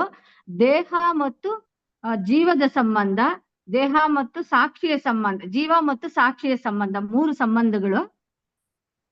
ಒಂದು ಸಹಜ ಸಂಬಂಧ, ಪ್ರಾರಬ್ಧ ಕರ್ಮದ ಸಂಬಂಧ, ಒಂದು ಭ್ರಾಂತಿಜನ್ಯ ಸಂಬಂಧ ಅಂತ ಮೂರು ಇರತ್ತೆ. ಚಿದಾಭಾಸ ಆಗಿರುವ ಸಂಬಂಧ ಅದು ಆ ಜ್ಞಾನಿ ದೇಹ ಅಂತ್ಯ ಆದಾಗ ಅದು ಹೋಗತ್ತೆ, ಅದುವರೆಗೂ ಹೋಗಲ್ಲ. ಅದು ಕನ್ನಡಿ ಮೇಲೆ ಬೆಳಕು ಬಿದ್ದಾಗ ಹೇಗಿರುತ್ತೋ ಅದು ಹಾಗಿರತ್ತೆ, ಕನ್ನಡಿ ಹೋದ್ರೆ ಹೋಗೋದು ಅಂತ. ಮತ್ತೆ ದೇಹ ಮತ್ತು ಜೀವಿಯ ಸಂಬಂಧ ಅದು ನಡೀತಾ ಇರತ್ತೆ. ಜ್ಞಾನಿ ಎಲ್ಲ ನೋಡೋದು, ಪಾಠ ಮಾಡೋದು ಅದೆಲ್ಲ ನಡೀತಾ ಇರತ್ತೆ. ಅದು ಯಾವುದು ಅಲ್ಲ, ಅದು ನಡೀತಾ ಇದೆ ಅನ್ನೋ ಒಂದು ಕ್ಲಾರಿಟಿ ಇರತ್ತೆ ಜ್ಞಾನಿಗೆ. ಮತ್ತೆ ಸಾಕ್ಷಿ ಮತ್ತು ಜೀವದ ಸಂಬಂಧ ಅದು ಅಜ್ಞಾನದಿಂದ ಬಂದಿರತ್ತೆ, ಜ್ಞಾನ ಬಂದ ತಕ್ಷಣ ಅದು ಹೋಗತ್ತೆ. ಸಾಕ್ಷಿ ಬಂದಿರೋ ಸಂಬಂಧ ಸಹಜ ಭ್ರಾಂತಿಜನ್ಯ ಸಂಬಂಧ ಹೋಗತ್ತೆ, ಆ ಸಂಬಂಧ ಹೋಗತ್ತೆ. ಆದ್ರೆ ಅದು ಪ್ರಾರಬ್ಧ ಕರ್ಮ ಇರೋವರೆಗೂ ದೇಹ ನಡೀತಾ ಇರತ್ತೆ. ಯಾಕೆ ಅಂತಂದ್ರೆ ಅದು ಆಸೆಗಳೆಲ್ಲ ಇದ್ರೆ ದೇಹದಿಂದ ದೇಹಕ್ಕೆ, ದೇಹದಿಂದ ದೇಹಕ್ಕೆ ಜನ್ಮಗಳು ಪಡಿಬೇಕಾಗಿರತ್ತೆ. ಆ ಜ್ಞಾನಿಗೆ ಯಾವುದೇ ಒಂದು ಆಸೆ ಇಲ್ದೇ ಇರೋದಕ್ಕೆ ಮತ್ತೆ ಇನ್ನೇನ್ ಜನ್ಮ ಪಡಿಬೇಕು ಅನ್ನೋದು ಏನಿರಲ್ಲ. ಈ ಜ್ಞಾನ ಎಲ್ಲ ಬಂದ ಮೇಲೆ, ಆ ಕ್ಲಾರಿಟಿ ಎಲ್ಲ ಸಿಕ್ಕಿದ ಮೇಲೆ ಈ ದೇಹದಲ್ಲಿ ಅಂತ್ಯ ಆದ್ಮೇಲೆ ಅದೆಲ್ಲ ಕಳ್ಕೊಳತ್ತೆ. ಜ್ಞಾನಿ ದೃಷ್ಟಿನಲ್ಲಿ ಯಾವುದು ಇರಲ್ಲ, ಯಾವ ಸಂಬಂಧಗಳು ಇರಲ್ಲ. ಸಹಜ ಸಂಬಂಧ, ಕರ್ಮಜ ಸಂಬಂಧ, ಇದು ಭ್ರಾಂತಿಜನ್ಯ ಸಂಬಂಧ, ಕ್ರಿಯಾಮಾಣ ಯಾವುದೇ ಸಂಬಂಧಗಳು ಜ್ಞಾನಿ ಇದು ದೃಷ್ಟಿನಲ್ಲಿ ಇರಲ್ಲ, ಸಮಾಜ ದೃಷ್ಟಿನಲ್ಲಿ ಇರತ್ತೆ. ಜ್ಞಾನಿ ಕುಡಿತಾ ಇದ್ದಾರೆ, ಮಾತಾಡ್ತಾ ಇದ್ದಾರೆ, ನಮ್ಮಂಗೆ ನೋಡ್ತಾ ಇದ್ದಾರೆ, ನೋವು ತಿಂತಾ ಇದ್ದಾರೆ, ಬಾಧೆ ಪಡ್ತಾ ಇದ್ದಾರೆ, ಎಲ್ಲಾನು ಇರತ್ತೆ ಸಮಾಜ ದೃಷ್ಟಿಯಿಂದ. ಜ್ಞಾನಿಯ ದೃಷ್ಟಿಯಿಂದ ಯಾವುದು ಸಂಬಂಧ ಇರಲ್ಲ. ಸಹಜ ಸಂಬಂಧ ಇರುತ್ತೆ, ಅಂದ್ರೆ ಸಹಜ ಸಂಬಂಧದಲ್ಲಿ ತಪ್ಪು ತಿಳುವಳಿಕೆ ಏನು ಇರಲ್ಲ. ಅದು ದೇಶಕ್ಕೂ ಕೂಡ ಮತ್ತೆ ಇದು ಒಂದು ಪುಣ್ಯ ಪಡ್ಕೊಂಡಿರೋ ದೇಹ ಅಂತ ಹೇಳ್ಬಿಟ್ಟು ಒಂದು ಸಮಾಜ ಕಟ್ಟಿ ಪೂಜೆ ಅದು ಎಲ್ಲ ಮಾಡೋ ಅದೆಲ್ಲ ಉಂಟು. ಯಾಕೆಂದ್ರೆ ಅದು ಕೂಡ ಅಷ್ಟು ಪವಿತ್ರವಾದ ದೇಹ ಅಂತ ಭಾವಿಸ್ತಾರೆ ಅಂತ. ಕೊನೆಗೆ ಹೋದ್ಮೇಲೆ ದೇಹ ಹೋದ್ಮೇಲೆ ಜ್ಞಾನಿ ಅಂತಂದ್ರೆ ಅಷ್ಟೊಂದು ಪಡ್ಕೊಂಡಿರ್ತಾರೆ ಅಂತ. ಜೀವ ಇದ್ದಾಗ್ಲೇನೆ ಜೀವನ್ ಮುಕ್ತ ಅಂದ್ರೆ ಜೀವ ಇದ್ದಾಗ್ಲೇನೆ ಆ ಮುಕ್ತಿ ಸ್ಥಿತಿನ ಪಡ್ಕೊಳ್ಳೋದು ಜೀವನ್ ಮುಕ್ತ ಅಂತ. ಕರೆಕ್ಟ್. ಇನ್ನೊಂದೇನೋ ಕ್ರಿಯಾಮಾಣ ಸಂಬಂಧ ಅಂದ್ರಿ, ಅದ್ಯಾವ್ದು ಗೊತ್ತಾಗ್ಲಿಲ್ಲ ನನ್ಗೆ. ಹೊಸದು ನೀವ್ ಯಾವ್ದೋ ತಗೊಂಬಂದ್ರಿ. ನನಗೂ ಗೊತ್ತಿರ್ಲಿಲ್ಲ. ಇಲ್ಲಿ ನಿಮ್ ಕ್ಲಾಸ್ ಅಟೆಂಡ್ ಮಾಡಿದ್ಮೇಲೆ ಗೊತ್ತಾಗಿದ್ದು, ಇವರೆಲ್ಲ ಹೇಳದ್ಮೇಲೆ ಅದನ್ನ ಅಲ್ಲಲ್ಲ, ನನಗೂ ಗೊತ್ತಿಲ್ಲ ಅದು ಕ್ರಿಯಾಮಾಣ ಸಂಬಂಧ ಅಂತ ನಂಗೆ ಗೊತ್ತಿಲ್ಲ. ನೀವ್ ಹೇಳ್ತಾ ಇರೋದು ಇವಾಗ. ನಮ್ ಕ್ಲಾಸ್ ಅಲ್ಲೇ ಹೇಳಿರೋದು ಮೇಡಮ್. ಈ 3 ಸಂಬಂಧನೇ ಗುರುಗಳು ಹೇಳಿದ್ದು, ಅದನ್ನ ರೆಕಾರ್ಡ್ ಅಲ್ಲಿ ಇದ್ದಿದ್ದು. ಕ್ರಿಯಾಮಾಣ ಸಂಬಂಧ ಕ್ರಿಯಾಮಾಣ ಕರ್ಮ. ಈಗ ಸಂಚಿತ ಕರ್ಮ, ಪ್ರಾರಬ್ಧ ಕರ್ಮ, ಕ್ರಿಯಾಮಾಣ, ಆಗಾಮಿ, ಅದು 4 ಕರ್ಮಗಳು. ಇಲ್ಲಿ ಕ್ರಿಯಾಮಾಣ ಸಂಬಂಧ ಅಂತ ಏನಿಲ್ಲ. ಕ್ರಿಯಾಮಾಣ ಕರ್ಮ ಅಲ್ವಾ ಮೇಡಮ್? ಅದು ಕರ್ಮ ಕರ್ಮ. ಅದೇ ನಾವು ಇವಾಗ ಏನ್ ಮಾಡ್ತಾ ಇರ್ತೀವೋ ಅದು ಆ ಕರ್ಮಗಳಿಗೆ ಕ್ರಿಯಾಮಾಣ ಕರ್ಮ ಅಂತ ಹೇಳ್ತಾರೆ ಅಂತ. ನಾನು ಇದು ಯಾವ್ದಪ್ಪ 4ನೇದು ಇದು ಬೇರೆ ಹೇಳ್ತಾ ಇದ್ದಾರಲ್ಲ ಅಂತ ಅದನ್ನು ಆಮೇಲೆ ನಮ್ಮ ಆತ್ಮಜ್ಯೋತಿಗಳು ಹೇಳ್ದಾಗ್ಲೇ ಆಮೇಲೆ ಅನ್ಕೊಂಡೆ. 2-3 ಆನ್ಸರ್ ಕೊಟ್ಟಾದ್ಮೇಲೆ ಅದರಲ್ಲಿ ಕೇಳ್ಬಿಟ್ಟು ತಿಳ್ಕೊಂಡೆ. ಕ್ರಿಯಾಮಾಣ ಕರ್ಮ ಅಂತ ಯಾರು ಹೇಳಲಿಲ್ಲ. ಕ್ರಿಯಾಮಾಣ ಅಂದ್ರೆ ಕ್ರಿಯಾಮಾಣ ಸಂಬಂಧ ಅಂತ ಹೇಳಿದ್ರಿ ನೀವು, ಆತರ ಯಾರು ಹೇಳಿಲ್ಲ. ಕ್ರಿಯಾಮಾಣ ಅನ್ನೋದು ಅದು ಕರ್ಮ. ಅದಕ್ಕೆ ನಾನು ಅದನ್ನು ಸೇರಿಸ್ಬಿಟ್ಟೆ. ಈ 3 ಸಂಬಂಧ ಅಲ್ವಾ ಸರಿ, ಎಲ್ಲಾ ಸಂಬಂಧಗಳು ಇನ್ನು ಜ್ಞಾನಿಗೆ ಯಾವ್ದು ಇರಲ್ಲ. ಅದೇ, ಜ್ಞಾನಿಗೆ ಯಾವುದು ಕರ್ಮಗಳಿರಲ್ಲ, ಅದು ಕರೆಕ್ಟ್. ಜ್ಞಾನಿ ದೃಷ್ಟಿಯಿಂದ ಎಲ್ಲಾ ಕರ್ಮಗಳು ಸುಟ್ಟೋಗ್ಬಿಡುತ್ತೆ, ಯಾವುದು ಇರಲ್ಲ. ಅವನ ದೃಷ್ಟಿಯಿಂದ ಪ್ರಾರಬ್ಧನೂ ಇಲ್ಲ. ಆದ್ರೆ ನೋಡೋರ ದೃಷ್ಟಿಯಿಂದ ನೀವು ಹೇಳ್ದಂಗೆ ಆ ದೇಹ ಕೆಲಸ ಮಾಡ್ತಾ ಇರೋದ್ರಿಂದ ಪ್ರಾರಬ್ಧ ಇದೆ ಅಂತ. ಅದೇ ಅವ್ರ ಜ್ಞಾನ ಬಂದ್ಬಿಟ್ರೆ ಇನ್ನೇನು ಕರ್ಮಗಳೆಲ್ಲ ಏನು ಇರಲ್ಲ, ಸವಿತಾನೆ ಬರತ್ತೆ. ಇರೋವೆಲ್ಲ ಸೌದೋಗ್ಬಿಟ್ ಏನು ಇರಲ್ಲ. ಇನ್ನು ಜ್ಞಾನ ಬಂದ್ಮೇಲೆ ಮಾಡೋದೇ ಇಲ್ವಲ್ಲ. ಇದ್ರ ಕ್ಲಾರಿಟಿ ಚೆನ್ನಾಗ್ ಬಂದಿರತ್ತೆ, ಅದ್ರ ಮೇಲೆ ನಿಂತು ಬಿಟ್ಟಿರ್ತಾರೆ ಅವರು. ಹೌದು, ಅವ್ರು ಏನು ಕೆಲಸ ಮಾಡ್ತಾ ಇದ್ದೀನಿ ನಾನು ಅನ್ನೋ ಭಾವನೆನೇ ಇರಲ್ಲ. ಆ ದೇಹ ಮಾತ್ರ ಕೆಲಸ ಮಾಡ್ತಾ ಇರುತ್ತೆ. ಆ ಪ್ರಾರಬ್ಧ ಇರೋವರೆಗೂನು ಕೆಲಸ ಮಾಡ್ತಾ ಇರುತ್ತೆ. ಲೋಕ ಕಲ್ಯಾಣದ ಕೆಲಸಗಳು ನಡೆಯುತ್ತೆ. ಮತ್ತೆ ಆ ಸಂಬಂಧ ಹೇಳ್ಬೇಕಾ ಹೇಳ್ಬಾರ್ದ ಮೇಡಮ್? ಅದು ಕ್ರಿಯಾಮಾಣ ಸಂಬಂಧ ಅಂತ ಇಲ್ಲಪ್ಪ. ಎಲ್ಲಿದೆ ಕ್ರಿಯಾಮಾಣ ಸಂಬಂಧ ಅಂತ? ಎಲ್ಲಿ ನೋಡಿದ್ರಿ ನೀವು? ನಮ್ಮ ಇವರು ಹೇಳೋವಾಗ್ಲೇ ಕೇಳಿಸ್ಕೊಂಡಿದ್ದೀನಿ ಮೇಡಮ್. ಯಾರು ಇಲ್ಲ ಇಲ್ಲ, ಕ್ರಿಯಾಮಾಣ ಸಂಬಂಧ ಅಂತ ಹೇಳಿಲ್ಲ. ಇದಿಷ್ಟೇ, ಇದು 3 ಸಂಬಂಧ ಅಂತ ಹೇಳಿಲ್ಲ ನಾನು. ಕರ್ಮಜ ಅದೇ ಕರ್ಮಜ ಸಂಬಂಧ ಹೇಳ್ಬೇಕಲ್ವಾ ಮೇಡಮ್? 3 ಸಹಜ ಸಂಬಂಧ, ಕರ್ಮಜ ಸಂಬಂಧ, ಪ್ರಾರಬ್ಧ ಕರ್ಮ ಸಂಬಂಧ, ಮತ್ತೆ ಭ್ರಾಂತಿಜನ್ಯ ಸಂಬಂಧ ಅಂತ 3 ವಿವರಿಸ್ಬೇಕಾಗತ್ತೆ ಅಷ್ಟೇ. ಅವರು ಎಲ್ರು ಅಷ್ಟೇ ಹೇಳಿದ್ದು. ನಾನು ಒಂದ್ಸಲ ಕೇಳಿದ್ದೆ ಮೇಡಮ್, ಅದಕ್ಕೆ ಹೇಳಿದೆ ಇದನ್ನ. ಸರಿ ಮೇಡಮ್, ಅದ್ 3 ಇವತ್ತಿಂದು ಇನ್ಯಾವ್ದಾದ್ರು ಏನಾದ್ರು ಡೌಟ್ ಇದೆಯಾ ಈ ಒಂದು 11ರಿಂದ 20ನೇದ್ರಲ್ಲಿ?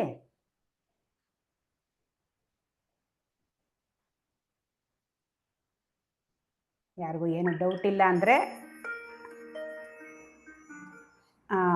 ಪ್ರಾರ್ಥನೆ ಮಾಡ್ಬಿಡಿ ಸುಧಾ ಅವ್ರೆ. ಆಮೇಲೆ ಒಂದು ಅನೌನ್ಸ್ಮೆಂಟ್ ಇದೆ, ಯಾರು ಕ್ವಿಟ್ ಮಾಡಬೇಡಿ. ರೆಕಾರ್ಡಿಂಗ್ ಸ್ಟಾಪ್ ಮಾಡಿದ್ಮೇಲೆ ಹೇಳ್ತೀನಿ. ಸುಧಾ ಅವರೇ ಪ್ರಾರ್ಥನೆ ಮಾಡಿ.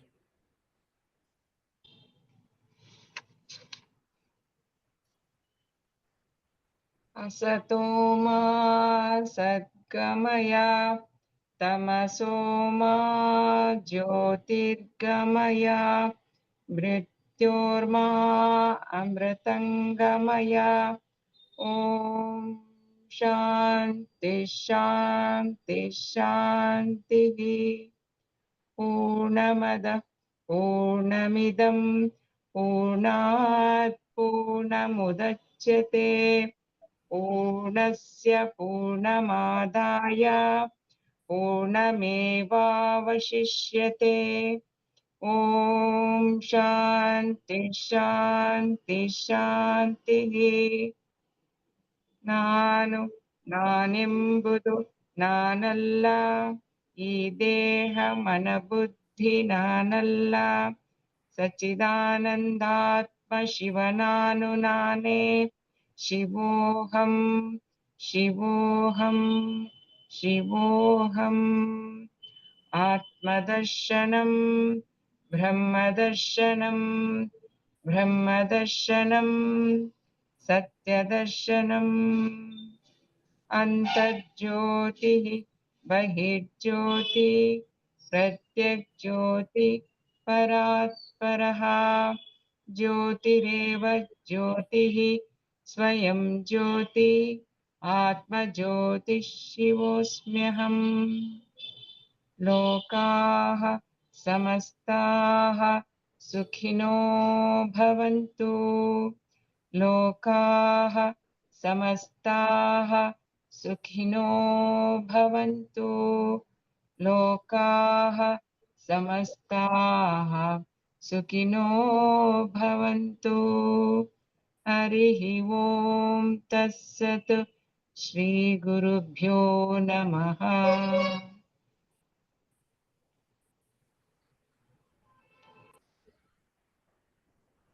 ಧನ್ಯವಾದಗಳು.